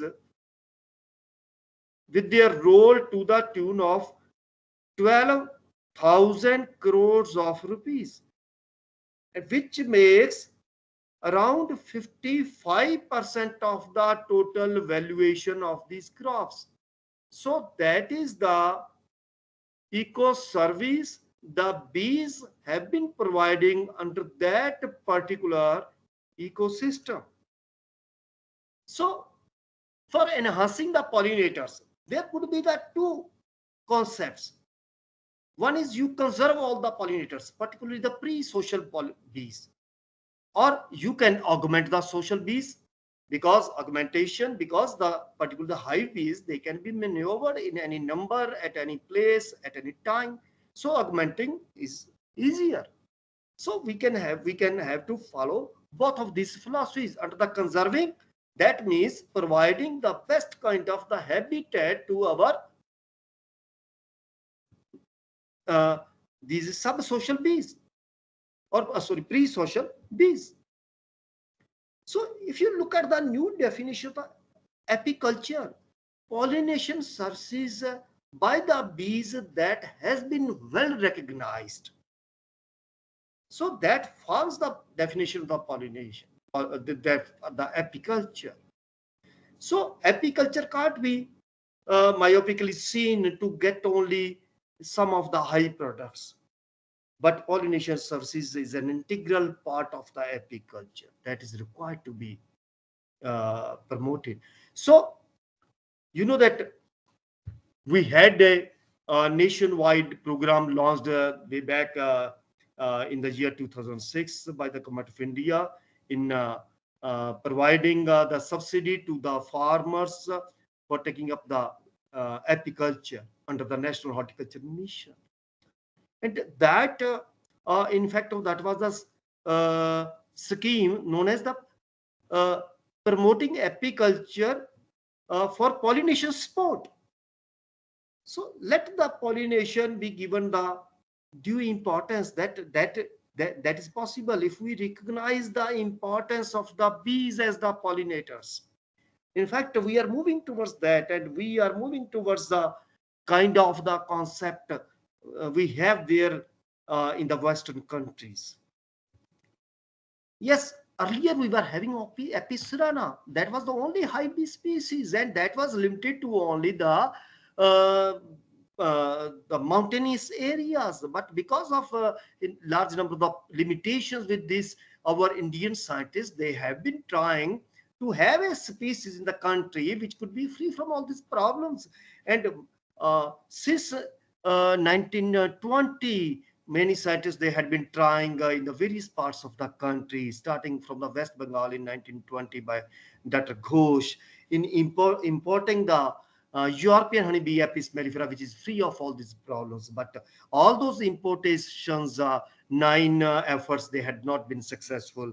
And later on, the 10th effort was made by the Punjab Agricultural University, and the introduction had been very successful. And now this species in 1976 that has been widely disseminated in the country, and now we are having the 2 honeybee species, 2 hive bee species. And we talk about North America, Central America, South America, Europe, Africa, Australia, you will find only 1 species, that's the Apis mellifera, the European bee only.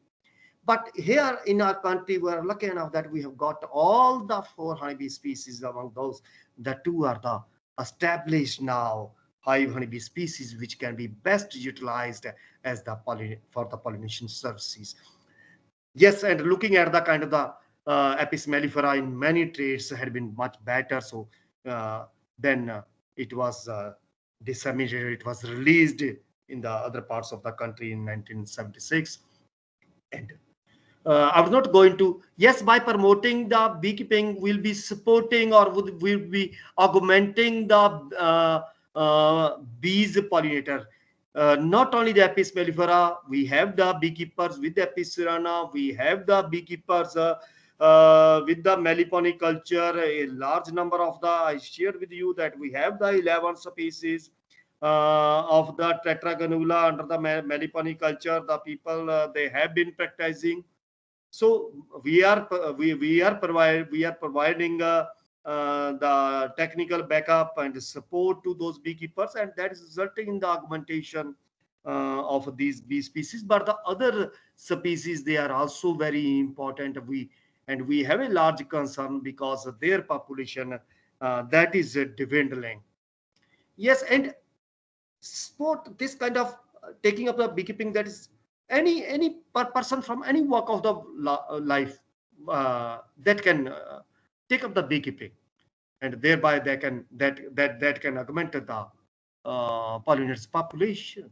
And you know that the beekeeping is such an kind of the enterprise which does not have any kind of the competition or has any kind of confrontation with any kind of the agricultural enterprises. Rather, it is generating the employment in the rural areas and get us the benefit of the pollination through the enhanced crop productivity by improving the both quality and quality of the produce. But it is not simple that, okay, I have to enhance my crop production, I would be simply keeping the colony in the field. No, it is not that simple. So as we say that we have the honeybee husbandry, we have the parallel, another kind of the subdiscipline that's called as managed bee pollination or planned bee pollination or planned bee pollination husbandry, which has the several components which we have to think upon while we are utilizing the bees for the pollination services. It's not keeping the colonies. Which species, how much population, it should not be drifted to any other colony, must be visiting the target crop in the required number, must be visiting only for the pollen, visiting for the in a larger population. So these are the kind of things which need to be standardized. And whenever we are shifting the colony, we have to be concerned about whether our colony is having the sufficient food. Otherwise, the colony would be dwindling.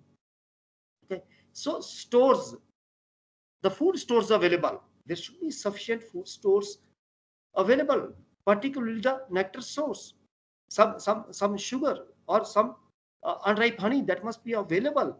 So that would be boosting the foraging. Only then, if there is no food inside, so then the bees going out for the pollination services, their foraging, that will be limited.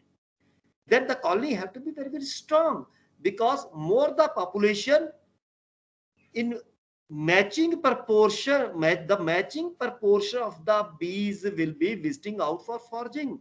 Lesser the population in the colony, more proportion of the colony would be left inside for the in-house course. So we should be shifting the strong colonies. How strong? Yeah, that is needed to be standardized. And the colony must have the sufficient unsealed brood, because that would be the triggering factor which will be arousing the instinct among the bees for foraging, particularly for the pollen. And the colony must be headed by a young prolific queen. Young prolific queen which would be better layer. So because of the availability of the more unsealed brood, so that will be a triggering factor for boosting the foraging for its inmates. Then is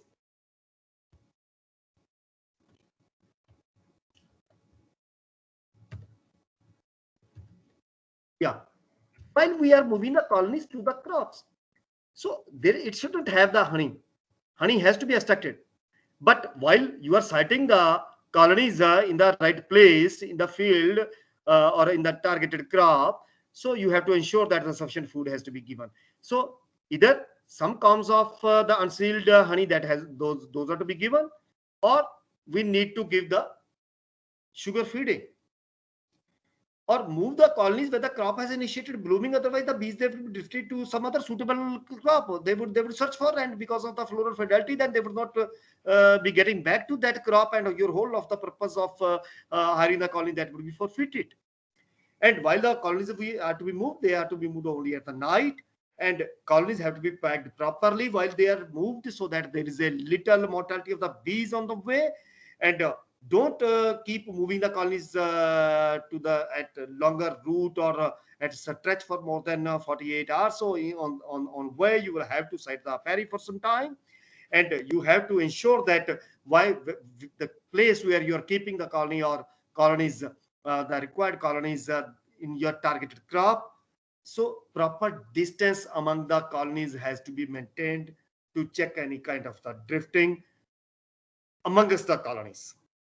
Don't just keep the colonies in a heap form. They have to be sufficiently distant. Then how many colonies? So this is to be standardized. So that would require that would be governed by so many factors. That how much is the pollination requirement of the crop? Then how much is the area which is to be pollinated? Then how attractive is the crop? If the crop is less attractive, you will have to keep the more number of colonies. Then whether there are competitive crops around, if there are competitive crops, naturally you will have to increase the number of the colonies. Or if there are competing insect pollinators, if there are more number of the competing insect pollinators, you may reduce the number of the colonies. Then foraging behavior. Okay, whether the bees they are going for the nectar or pollen, so that again depends upon the time when you are opening the colony. If you are opening the colony at the time when the crop had been liberating the nectar, so all the bees, they will be going out and they will acclimatized or get adapted for the nectar collection. And because of their floral constancy, it will be very difficult for switching them over to then pollen collection. So you have to open the colonies at the time when the crop is liberating the pollen. So you should also know about the pollination pollination or the floral ecology of the plant.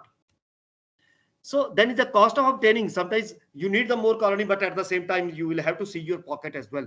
So generally we are recommending 2 to 3 crops per hectare for the horticulture crops. But in certain cases, the more number of the colonies, they are also recommended, particularly in the almond crop, where because almond comes on the bloom when we have the adverse climate condition where the temperature reeling out, that's very low in the foraging by the bees, that is restricted inside the colonies, and we do not get a huge the desired foraging. So that's why we have to supplement the pollinators population. So we have to keep the more number of the colonies. And in the rest of the crops here, if a few I have taken as example, so 2 to 3 as I have already spoken, so they are required per hectare. So even we have standardized this, the number of colonies required, particularly for the Apis mellifera colonies required per unit area. And for the turnip, we have worked out that 1 colony is required per 2 hectare, and the broccoli, 1 colony is required per hectare. And for the Brassica gentiana and Brassica napus, we require 2 colonies per hectare. And for the Raphanus, That's a radish, 5 colonies are required per hectare. And for the soft pear, 4 colonies they are required per hectare. So then is a placement, that how these are to be placed.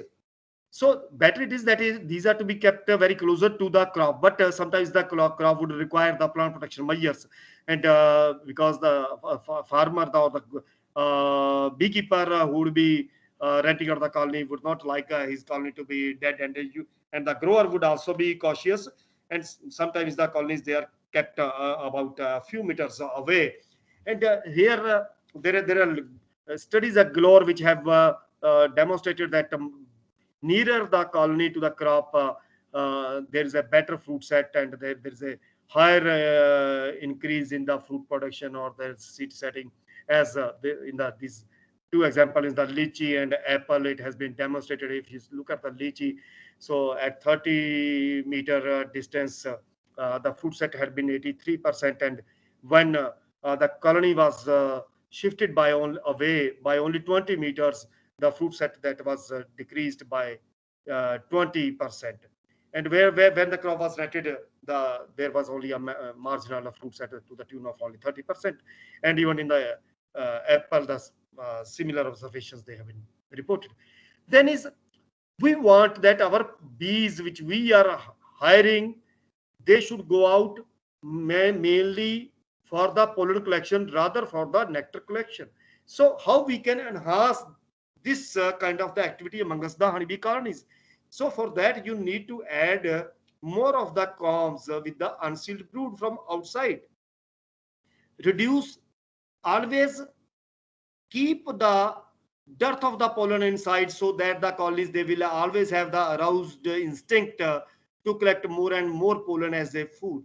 And you apply the pollen traps in front of the colonies, and thereby you can arouse the or you can develop the pollen deficiency in the honeybee colonies, and thereby the population which will be going out, that would be going mainly for the pollen foraging.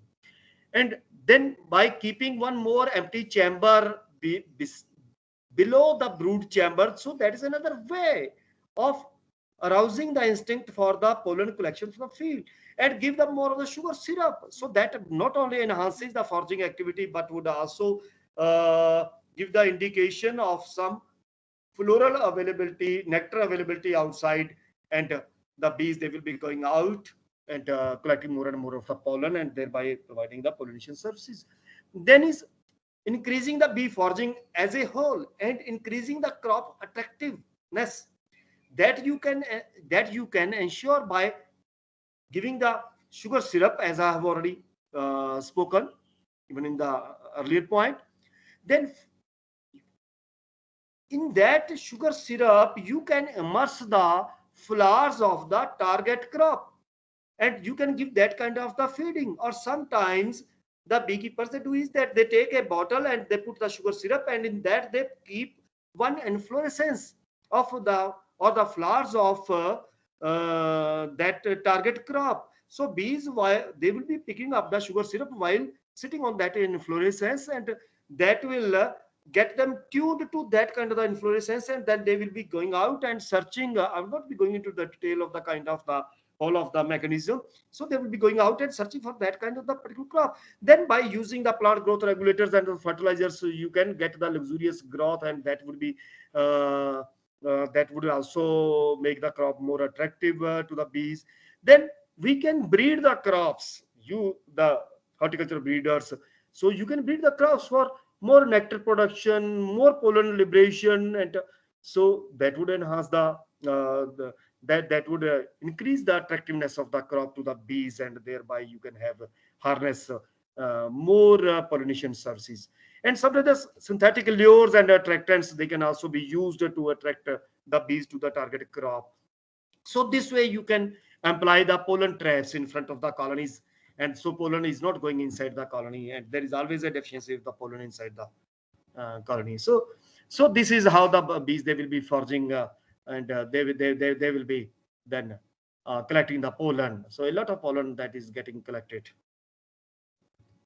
Yes, I spoke about the use of the lures. So Many experiments they have been conducted on onion, on cucumber, on lychee, and many kind of the attractants that they have been employed, and the enhanced benefits on these crops they have been reported in onion. There was increased seeds in the umbels, and there were more number of the filled seed. Even the seed, there was a increased seed weight and seed yield. In cucumber, the size of the cucumber that was increased, and as a whole, the yield was increased. In case of the lychee, it is not only that there was increased the fruit weight, even the TSS had been higher, and as a whole, the yield had been higher. Then is apiculturist, they can also do the bee breeding and can develop the strains for a higher pollination efficiency. Then for the hybrid seed production, we have to be very careful. Because I have already spoken about this floral fidelity and floral constancy, and if the male and female parents they are morphologically different, these flowers they are morphologically different, it will be very difficult to get them switched over. So there will be little switching. So this is a kind of the phenomena. Sometimes the plant breeders they ignore, and there is a the role of the bees then remains limited, and or we'll have to then plan the male and female row ratio, and we have to have the higher number of the colonies to ensure the switching over. And we need to look for the bees which are polylactic, that is other than the honey bees. And is synchronizing. Yes, sometimes it has been seen that the some of the male or the female flowers they precede the other one, and then we have to ensure that they should be available at the same time. Only then we can utilize the services of the bees. Sometimes as in case of the canola type of the Brassica napus, we have to do the detopping of the male flowers, and then the male flower, then the female, when the female flowers they come up, so only then the male flowers they are accepted. Those flowers they are accepted. And yes, managing the bees in the polyhouses, many crops they are kept under the polyhouse conditions, and for want of the bee activity, we have the difficulty until unless we have the parthenocarpic kind of the crops. So we have to ensure that what has to be the bee strength, because of the limited resources available inside the colony. So we can't afford to have the larger colonies because they might succumb. So with the minimum, we have to standardize that what has to be the minimum be strength of the colonies, which could be which could serve our purpose. And because of the limited food resources, we need to supplement the food availability inside the colonies quite frequently. And for replenishing the population from the outside, we need to give the emerging brood combs, and that would be not only adding the population, but that will be also arousing the interest, the instinct of the bees go out for the pollination. And yes, of course, as I've already spoken, that conducive environmental conditions for the bees working inside the polyhouse condition, that's very, very important. So yes, there are, you are well aware the reasons for the decline in the pollinators, particularly the pre-social bees, which are not getting the kind of the support. The hive bees are getting habitat destruction. There is increase of the mechanization and kind of the agricultural practices which are not commensurating with the bees activity, and the pollution all around, even the petroleum, because of a enhanced number of the vehicles, then the noise and the dust, then increased use of the agrochemicals. So they are also limiting the bees activity, and are the causes of the bees decline. So when we are talking about that for a good crop, we need a good land, we need to have a good crop husbandry, we need the finance, we need the intelligent management. So beekeeping now is being recognized as a fifth important input yes, I agree that at a ground level, it has not got that much attention as yet, but it is picking up. So this was the kind of the slogan way back in 1993 that Goyal had given. But now it is taking the shape. So you can give any kind of the pest inputs, but unless you have the plant bee pollination in certain crops, you will not get even the marginal crop production. In the lychee, in the apple, in the broccoli, even in the turnip, you will get little seed production. So to exemplify, you know that you are well aware of the kind of the senses in our body. You have the sense of smell, taste, touch, sight, hearing. But all these senses fail if the coordination amongst all these senses they fail. So how is that coordination achieved? Through your brain. If the brain fails, all would fail. Similarly, if the pollination fails, all your best kind of the inputs, they would not yield you anything. So yes, bees have to be recognized as a very important input in crop production. So you simply take the case of the apple in the Hindu Kush. So it has been studied well. It has been well studied. So this is a well-studied example here in India, in the Hindu Kush region, by Dr. Verma, L.R. Verma and Uma Pratap, that it has been seen that over the last 50 years, the apple production in that region that has gone down to 50%, and it has been very critically when examined, it has found that there has not been any change other than the decline in the pollinators. So it is this one reason that has been ascribed to this decline in the apple production. So pollinators, vis-a-vis the pollination scenario, just like the IPM, we have the four phases, just like the IPM. Either you will have the healthy phase of the pollination, or awakening, or alarming, or crisis. What is healthy? When you have the abundance of the pollinators and the pollination level is efficient, you are getting the maximum yield or the potential yield. There is no yield decline, so you can sleep, you can take rest. But then is sometimes there is a awakening, there is a little decline in the pollinators, and there is a marginally sufficient, only pollination level is marginally sufficient, there is a little reduction in the yield by less than 10%. So this is the time to upscale, this is the time to rise, to upscale the pollinators, and you will have to line up your conservation and augmentation strategies. And if you don't awake, then you can come down to alarming phase when the pollinator status is inadequate, and you will get the unsatisfactory pollination level, and the yield reduction will be to the tune of 10 to 25%. And immediately you will have to come to the rescue. Immediate replenishment will be required to achieve the same yield, and you will have to immediately, not conservation but the augmentation has to be your agenda. You will have to supplement the bees population immediately. And if still you are not awake, then finally you will meet the crisis. Meager pollinators, unhealthy crop, lower yields, reduction to the tune of even up to 80%. So it's too late. Then you will have to plan strategically for the future, and supplementation and augmentation would be then your consistent agenda. So not an entomologist, but a wiser person. I don't say Albert Einstein because he never spoke and people are misquoting. I would say that it has been quoted as that if there are no bees, then the man would have only 4 years left to survive. So that much is the dependency of the man, directly or indirectly, with the bees. So this was what I wish to share with you all. So with these words, so thanking once again one and all, good day and Jai Hind.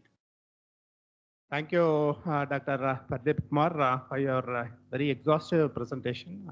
So we could know the whole gamut about the Am I audible, please? Honeybee pollination. Are you able to hear us? Dr. Pradeep Kumar, can you hear us? Hello? Hello? Hello. Sir, can you hear us? Had I been audible, please? Yes, you are audible, and can you hear us? Yeah. Thank you for your wonderful presentation on the honeybee pollinators, and we could know the exhaustive information about the pollinators. My pleasure. In fact, I am the entomologist and Yes. you are the horticulturist. A wonderful presentation. I would like to compliment on behalf of all our That if I students. could do the justice to the topic allotted to me. Yes, sir. Thank you, sir. Thanks for your time, and we would like to have association with you, sir. Thank you so much. Thank you. My pleasure. My pleasure. So good day and goodbye. Thank you, sir. Thank you. Bye. Bye.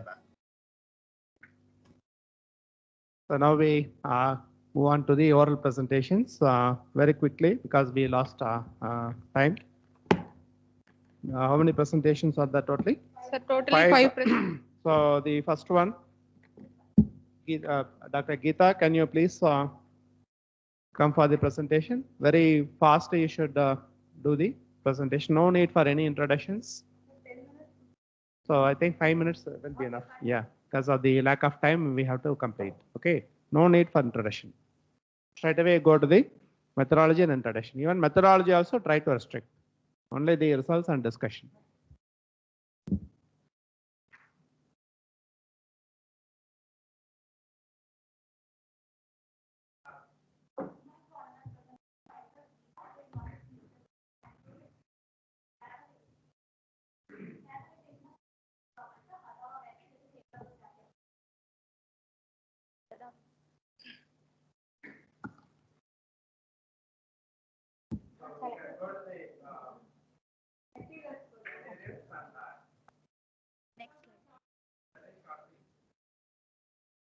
This is flowchart for how to extract the starch. I have collected cassava tuber from our field. The tuber was washed and cut into thin slices and ground into high-speed blender. The homogeneous paste was suspended into 10 times of its volume of water and it's sheaved under the 100 mesh sheaves. And then it's allowed to stand for the overnight for sedimentation of the starch. And the next day, the supernatant was discarded and then white starch fragments were dried in oven at 50 degrees Celsius for 16 hours. It is dried into the powder, that is a cassava starch. During the peeling process, the peel was separately dried and making into the powder, and during the sieving process the extracted waste is going to be dried and made into powder, that is a pomace powder. Next. In cassava peel extract, that has two types. The outer brown skin layer contains high protein amount, which is could be used as a protein rich products. The outer layer of the outer brown skin layer is called as peritum. The second layer, that is called cortex. It is a pinkish whitish layer. Pinkish tinge whitish layer. It is ratios about peritum and cortex layers about 1:3 ratios. These are the observation I have been recorded. pH, acidity, moisture content, total sugar, starch, protein, amylose and amylopectin. The yield of the recovery percentage of starch is about 49%, followed by pomace is about 36%, and then peel is 15%. From 5.25 kg of cassava tuber, I got starch content is 630.5 gram, and pomace is about 461.2 gram, and peel is about 184.5 gram. Next. The table one represents the pH, acidity, moisture content, sugar and starch content. If the pH and acidity content is higher in the flour and low in the starch content, where in case of moisture content, high moisture content is absorbed in cassava starch and low in flour content. If the moisture is less than 14%, it could be so good condition for storing the food product and arresting the microbial and having the better shelf life. Where in case of total sugar and total starch is inversely proportional to each other. During the fermentation process, the total sugar content is increases. It will ultimately increasing the total starch content, but reducing the pH. If the pH is less than 4, it is not disabled for the food industry for making the quality product. For making the good quality products, the acidity content is range from 0.8 to 0.4, which it is an acceptable limit. If the moisture content is increased, it will reducing the dry size of powder and affecting the cooking quality of the products. And table 2 represents the protein, amylose and amylopectin content. In protein and amylose content is inversely proportional to each other. In the same case, where when compared to amylose and amylopectin content is also inversely proportional to each other. If the amylose content decreases, it will ultimately increasing the amylopectin content. Lower amylose content is ideal choice for the higher digestibility. When based on the amylose content, the starch can be classified into 3 types. That is a waxy type and normal and high amylose content. Less than 15% coming under waxy type and 25 to 35% percentage coming under the normal type. More than 40% coming under high amylose content. In my samples, amylose content is coming under the normal type of starch. If the protein content is higher, it does not affect the pasting property and also gelatination properties of the product. If the amylose content is increases, it will lead to increase the water absorption capacity and swelling capacity, and also retrogradation tendency. Retrogradation tendency means during the heating process, the amylose and amylopectin content linked together and form a gel-like substances. And also amylose content influence the pasting properties and also affect the viscoelastic properties of the starch. In overall, I conclude that cassava variety OEW is better performance starch and flour yield. So which is replaced for the wheat flour in my application in the baking industry. And also I have taken the cassava, based on these properties, I have taken the cassava starch for making the biodegradable films. Okay, good, Dr. Geeta. Your work is really good. Sorry for the lack of time. We are unable to give you time. Otherwise, your work seems to be very good. And I don't think I have any question. The vegetable head can ask some question. So Geeta has estimated all these parameters only in the YTP2 variety. But can you keep, do you have any data regarding any other variety? Because it should be done in a comparison. Which is the check variety you used? No, ma'am, only YTP variety. Only alone you'd estimate all the parameters without any check. So having functional properties also there. So next time for a thesis paper, at least you do with the comparison variety. Then again, you are telling that it is replace the wheat flour. If you use this word, you should present some details on wheat also. Then only you can use the word. But how can we say? It's a scientific presentation. Okay. Okay.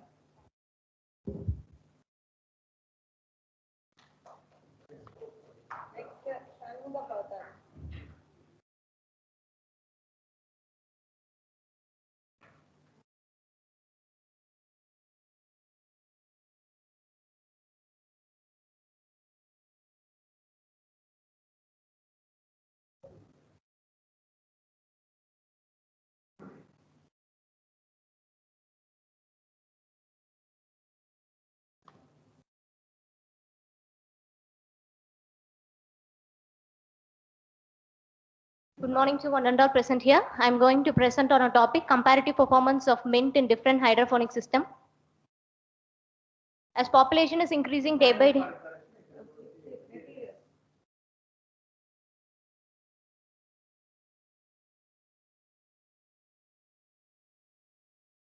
To compare the effect of different hydroponic system along with 3 nutrient combination, I have examined for growth and yield of mint. The design used was FRBD with 3 replication. Here I have taken 2 growing system, that is horizontal NFT and vertical NFT, along with 3 nutrient combination, that is T1, T2, T3. Let us see about the growing structures. First, vertical A type.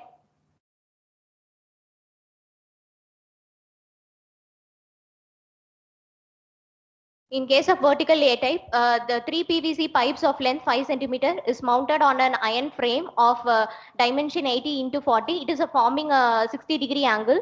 The PVC pipes are mounted on an iron frame with the help of clamps and holder. Next. There is a hole, 2 holes at the end of each pipes, one for inlet, another for outlet. In case of with the help of nutrient pump, the nutrients are pushes to the growing trays.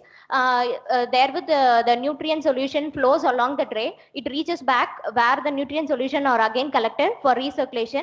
Next.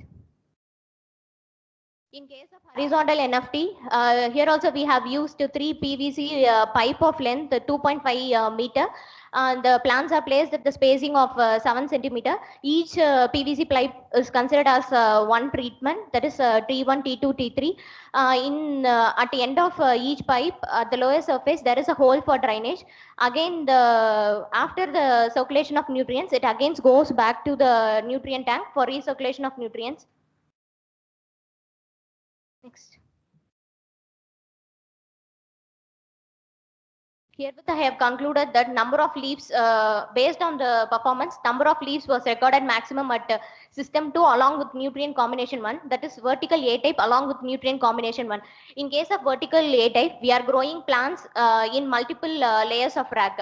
The light intensity will be more in first layer compared to lower layer. The intensity is more, intensity and the distance are inversely proportional. Intensity will be becoming lower when the distance are more. So only the number of leaves and number of branches was recorded at system 2 along with nutrient combination, that is treatment 1. In case of root length, system 2 along with the nutrient treatment 1 has been recorded maximum. For maintaining the root length, the two factors are important. One is temperature, another one is aeration. The optimum temperature for hydroponics root growth is 20 to 30 degrees Celsius. This can be maintained with the help of air pump. Air pump helps to maintain the oxygen level. With extra oxygen, it stimulates the root growth. The length of the root we can maintain. In case of treatment 2, the root length is less because the higher concentration of nutrient solution result in shorter roots. Next. Along the treatment combination, I have observed the parameters like plant height, number of leaves, number of branches, root length, fresh weight of root, root dry weight, shoot length, stem dry weight, plant fresh weight and plant dry weight. Along the nutrient combination, that is system 2 along with treatment 1 has recorded significant values for all the parameters. Next. For plant height, also I have recorded that system 2, that is vertical A type, along with nutrient combination, that is treatment 1 has recorded maximum, because in treatment 1 I have applied an optimum nutrient quantities with extra oxygen supply. We can maintain a root length. If the root length is more, the plant will absorb more nutrients. It helps to increase in plant height. Next. The comparative performance of mint in different system. Here I have compared two hydroponic system along with the conventional system. In case of number of plants per meter square, the system 2, that is vertical A type, has recorded maximum. That is, we can accommodate 24 plants per meter square. In case of yield per plant, conventional has been recorded. In case of productivity, when we are seeing for productivity, that is system 2, that is vertical A type NFT has been recorded. Why? Because means we are growing plants in soil, means plants uses most of their energy to seek out their food sources. In case of hydroponic plants, we are giving what the nutrients is needed directly to the plants. So all the energies used for the food source can be converted for producing maximum yield. I have concluded that among the treatments, that is vertical A type along with the nutrient combination, T1 is best. Vertical A type, that is modified NFT, has been proved to be the best technology for cultivation of mint. Thank you. Okay, good, Badharani. Only one question. Mint means you should specify Mentha R1Cs or Virides. Without the species, you should not present. That is one error you have committed. Then the rest of the things you have covered, including the cost you have covered, isn't it? But can you compare this hydroponics mint with the open field cultivated mint? I have compared, sir. Okay. Okay, good. Thank you. Thank you, sir. Next one, Rakesh.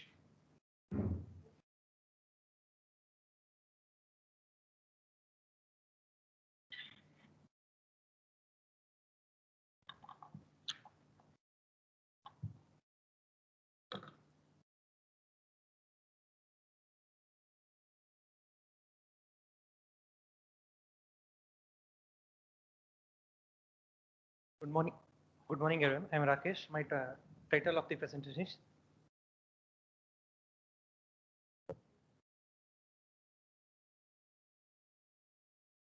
Correlation and Path Coefficient Analysis in Ashgard for Yield and Yield Related Traits.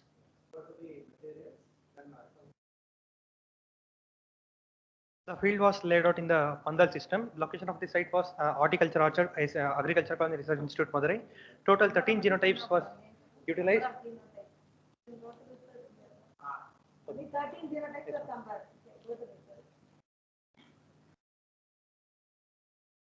field was raised under the Pandal system. For the correlation and path analysis, I I studied for 13 growth characters. Next slide.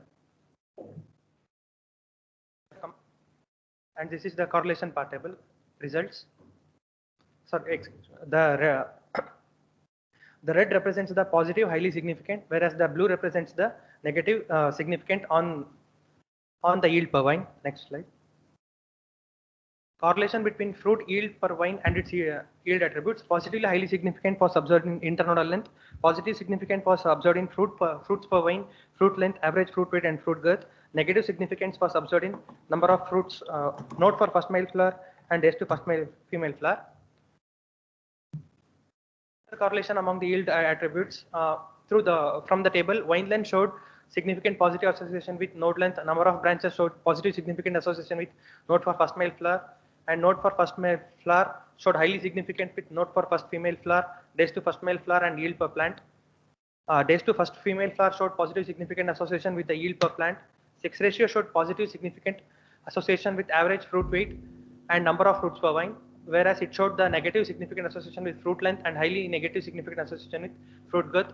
Number of fruits per vine was found to be significant and positively associated with fruits, average fruit weight, fruit girth and fruit length.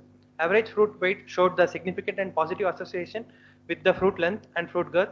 Fruit length was found to be significant and positively associated with fruit girth.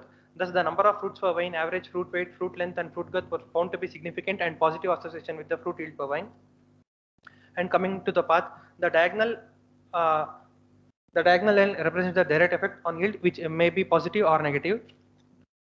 And coming to the results of the path coefficient analysis, in the path coefficient analysis direct effect, the very high direct effect was observed by the characters node for first male flower, fruit length, days to first male flower, vine length. The high direct effect was observed by the character fruit girth, days to first male flower. The moderate was observed by sex ratio, while the negative direct effect was observed by very high was observed in number of branches, fruits per vine, node to first male flower and average fruit weight. Okay, Rakesh, we could find out what we have done. And one thing is you have selected a small fruited types, I think, right? Show me on photograph. You are having on photograph of growing ash gourd in Pandal. See, nowadays Pandal system is very costly. So everybody is moving from Pandal to development of varieties with without Pandal types. Already ash gourd is grown without Pandal type. Why do you go for Pandal type? Is there any specific reasons? The basic reason was I changed my studies because I was supposed to study in Samanathavam, but lack of journey. Is the reason? Okay. Okay. Ma'am, and there was Your answer, what I expect. There was an existing Pandal that was the only field left for my study, and there was my senior studied the ash gourd. His highest fruit weight was around 18 kg, but when the same fruit which I grown in Pandal, it observed 1.8 kg. The least fruit weight was 540 grams. Okay, that is right. It's a good observation. You have gone for small type ash gourd for nuclear families. That is a very good thing which I appreciate. But my question is, according to your view, do you recommend ash gourd for Pandal? Do you recommend ash gourd as a Pandal vegetable or which a trailing vine? Traditionally, it is grown as a creeper, as a trailing vegetable.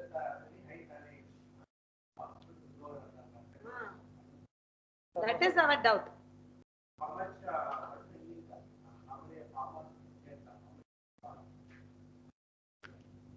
In an acre or a hectare. Under conventional system, so is it possible to train such a high biomass under the Pandal trellis system? The maintenance cost will be usually high. So anyway, the very best advantage of growing in Pandal, can you just highlight one or two?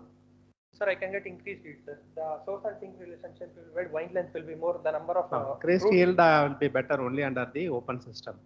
No, maybe the blemishes, free from the fruit discolor, those things might be an advantage for you. Sir, and earliness is it is more early as compared to the ground, sir. When I compared it with my senior, under my studies, it came for fruiting on 85th day, but his under studies it was on around 105th day.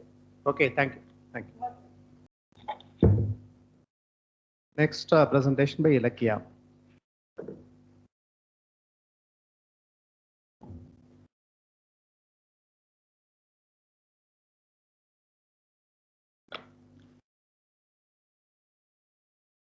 morning to all of present here. Myself, T. Lychee, PhD scholar, Department of Vegetable Science. This is my part of my MSc thesis work, where I have done the analysis of variability in F2 generation of tomato crosses under drought stress condition.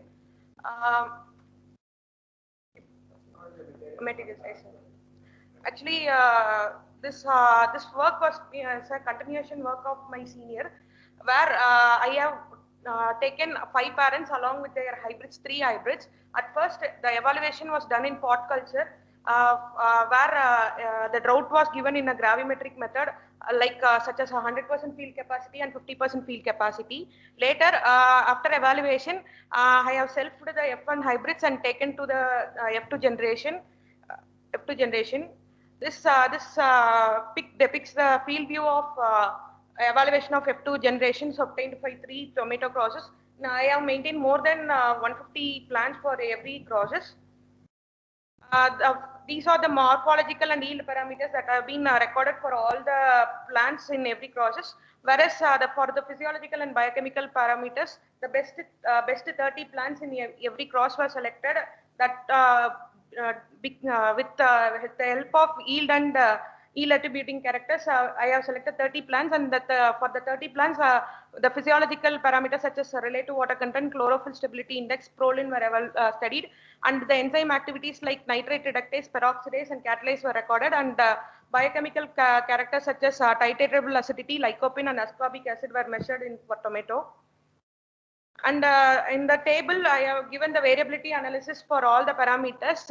Here we can see that the phenotypic coefficient of variation is high compared to the genotypic coefficient of variation, indicating that there is a influence of environment and the characters in most of the parameters, high phenotypic coefficient of variation coupled with the genotypic coefficient of variation is seen, where it indicates the variation is more and the selection of these parameters are rewarding.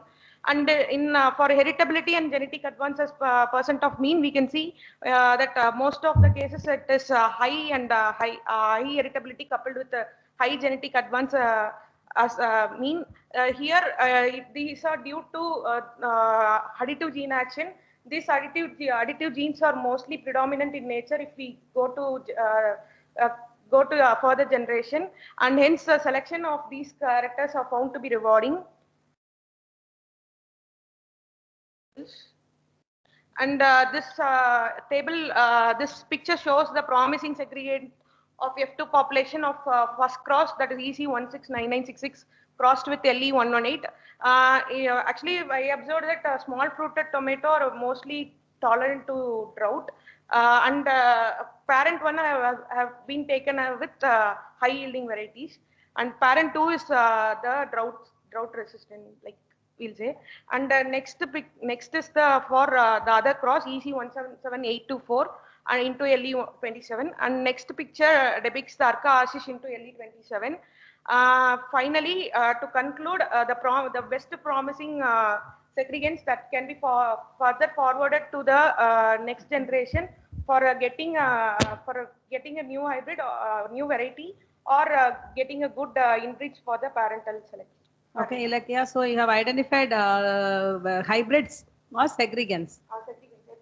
F2 generation. How many segregants have been identified? In each cross, I have given five. How many crosses? 3 crosses. 3 crosses. So you identified 15 segregants, which has to be studied more. Okay. My question is, what about you're telling that you are all estimated only under part culture? No. This F2 was under field conditions. Okay then. So what are the drought parameters you analyzed? Drought parameters for physiological parameters like chlorophyll stability index, relative water content, and prolin, and enzyme activities like nitrate reductase, peroxidase, and catalase were studied for drought. Okay, can you shortlist among the 15 which is the best, 1 or 2? I will say that was good, ma'am. EC177824 into LE27. These two are good, promising segregant. But the fruit size seems to be very little. That was the drawback here, ma'am. The shape was this spear shape, like not this one. Somewhat, if we further maybe for self-food, if we can see the. How can you say the fruit size will increase out of selfing? Size was good, ma'am, but the shape, because of the shape, we can't recommend this, ma'am. But this was good, ma'am. So repeated crossing should be undertaken again with a good high yielding types. Then only we can go in for your. Okay.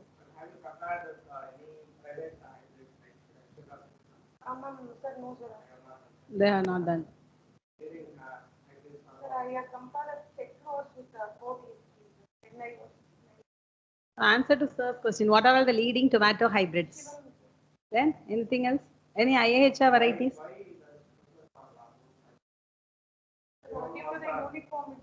Shivam is a hybrid of which? Mostly they are cultivating Shivam in my area. Is it a determinate or indeterminate hybrid?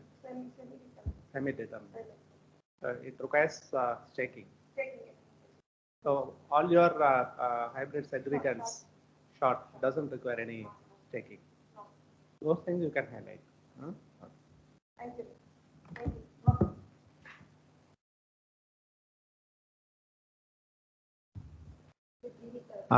Next, the last one, Jivida, present here.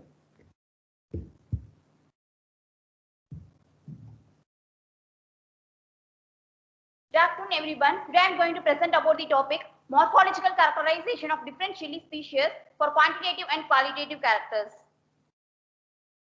I have taken 14 assertions in that 4 were from Capsicum annum species and 4 were from Capsicum frutescens species and 6 were from Capsicum chinense species, and it was transplanted to a 15 cents main field in a randomized block design with 2 replications, and it were collected from Sri Lanka and some parts of India. And I have observed about 18 parameters for my 14 assertions, in that which were 14 were qualitative characters and 4 were quantitative characters. These 14 qualitative characters I have taken from the descriptors developed by IPGRI, for, especially for Capsicum species. And these are the 14 characters which I have observed. They are stem shape, stem pubescence, stem color, plant growth habit, tillering, branching habit, flower orientation, pigmentations at node, corolla color, anther color, leaf size, leaf shape, leaf color, and leaf pubescence. Among these 14 qualitative characters I have observed, stem shape and plant growth habit were similar for all the 14 assertions, that is cylindrical and upright plant growth. And next I have observed for stem pubescence, I have noticed 3 types of stem pubescence, that is absence of pubescence, intermediate pubescence, and dense pubescence. And the assertions which had, as we know that pubescence in any part of the plant have a defensive mechanism against the insects. The assertion which have more dense pubescence may have defense mechanism. And I have observed for stem color, I have observed 2 types of stem color, that is one is green colored and another one is green with purple stripe. And I have observed for tillering and branching habit. In that I have observed that plants which have dense type of tillering and dense branching habit may have more amount of flowering behavior and fruiting behavior, which may further leads to high yielding capacity of the plant. And next I have observed for flower orientation, which in which I have observed that erect and pendant type of flower orientation. And pigmentations at nodes, I have observed about 3 types of pigmentation in my 14 assertion. One is green color, light purple color, and dark purple color pigmentation. As we all know that dark purple pigmentations may have more amount of anthocyanin content, which may act as a natural antioxidant. And next comes corolla color. I have observed about 2 types of corolla color. One is white and yellowish green. As Taylor in 1998 reported that color of the corolla says about the pollen fertility. As the color of the corolla is more, there will be a high pollen fertility, and there will be more attraction of insects, and leads to more pollination and leads to more yield. So the assertions which have yellowish green colored corolla may have the higher capacity of pollen fertility and yielding capacity. And in anther color, I have observed about 2 types of color, that is purple and blue. And I have also observed leaf shape among all the 14 assertions from their ovate and lanceolate. And for as I before said, pubescence in any part of the plant have a defensive mechanism. I also observed for leaf pubescence, and I have observed about absence of pubescence in leaf, sparse pubescence, and medium type of pubescence. These are the observations I have made. First pictures first shows the variation of stem pubescence. and second shows the variation of pigmentation at nodal region, and third shows the stem color, and the fourth picture shows the leaf shape, that is lanceolate and ovate, and fourth shows the leaf size of both the lanceolate and ovate leaf shape. And the first picture shows the variation of leaf pubescence, in which the last picture shows the pubescence at the dorsal surface and also on the midrib of the leaves and also on the leaf blade. And next picture shows the leaf color, which was I have made that color using Munster color chart. And next picture shows the flower orientation with erect and pendant type. And the last picture shows the corolla color with and anther color. The first picture shows that white colored corolla with blue anther, and next shows the yellowish green colored corolla with purple anther.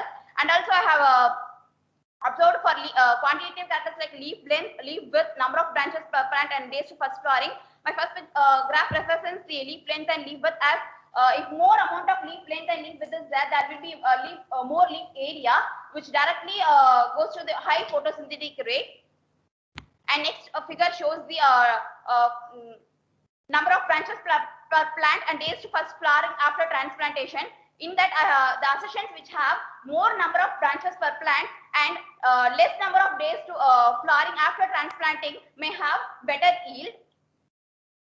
And also I have made all my accessions based on the descriptor straight, that is short, medium, long for leaf length and leaf width.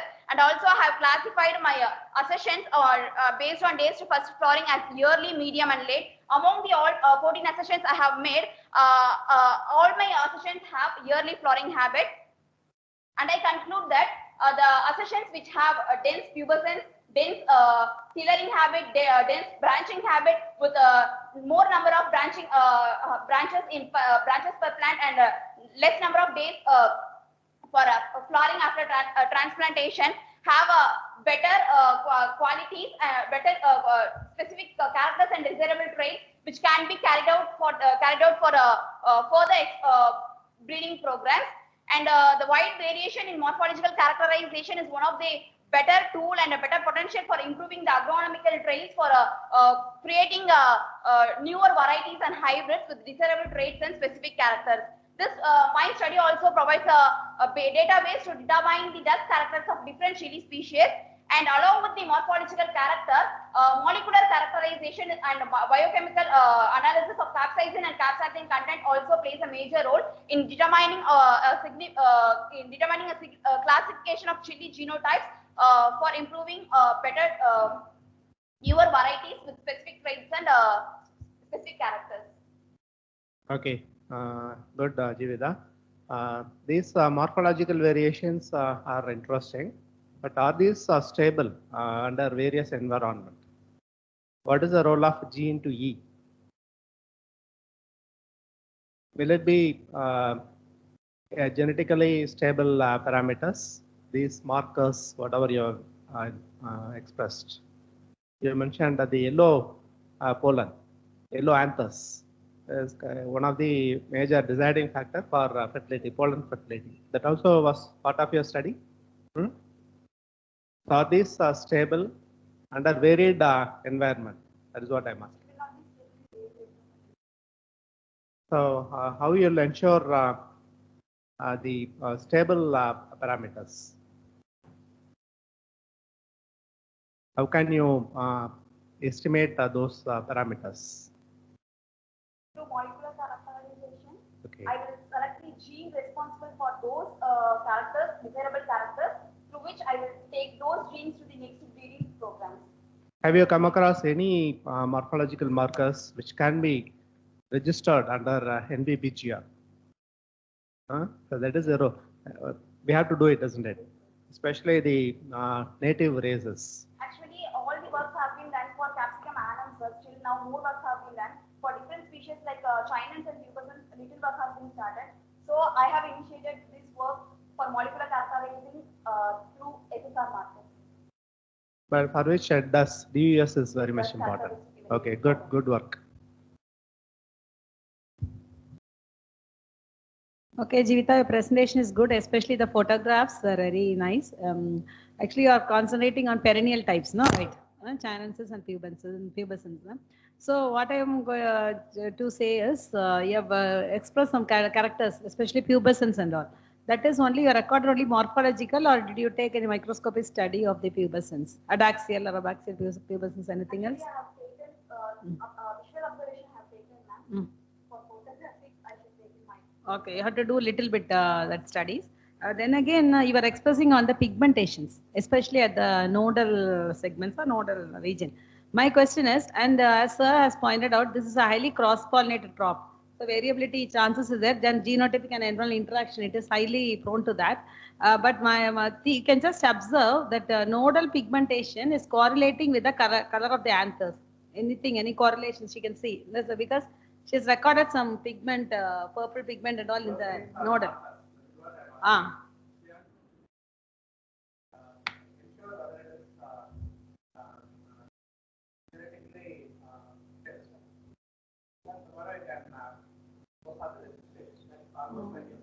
Yeah.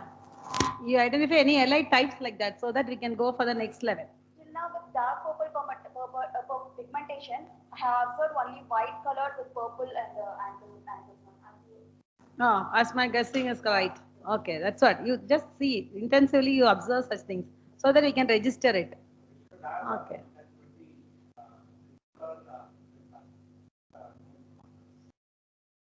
That's very important. Okay, then. Thank you.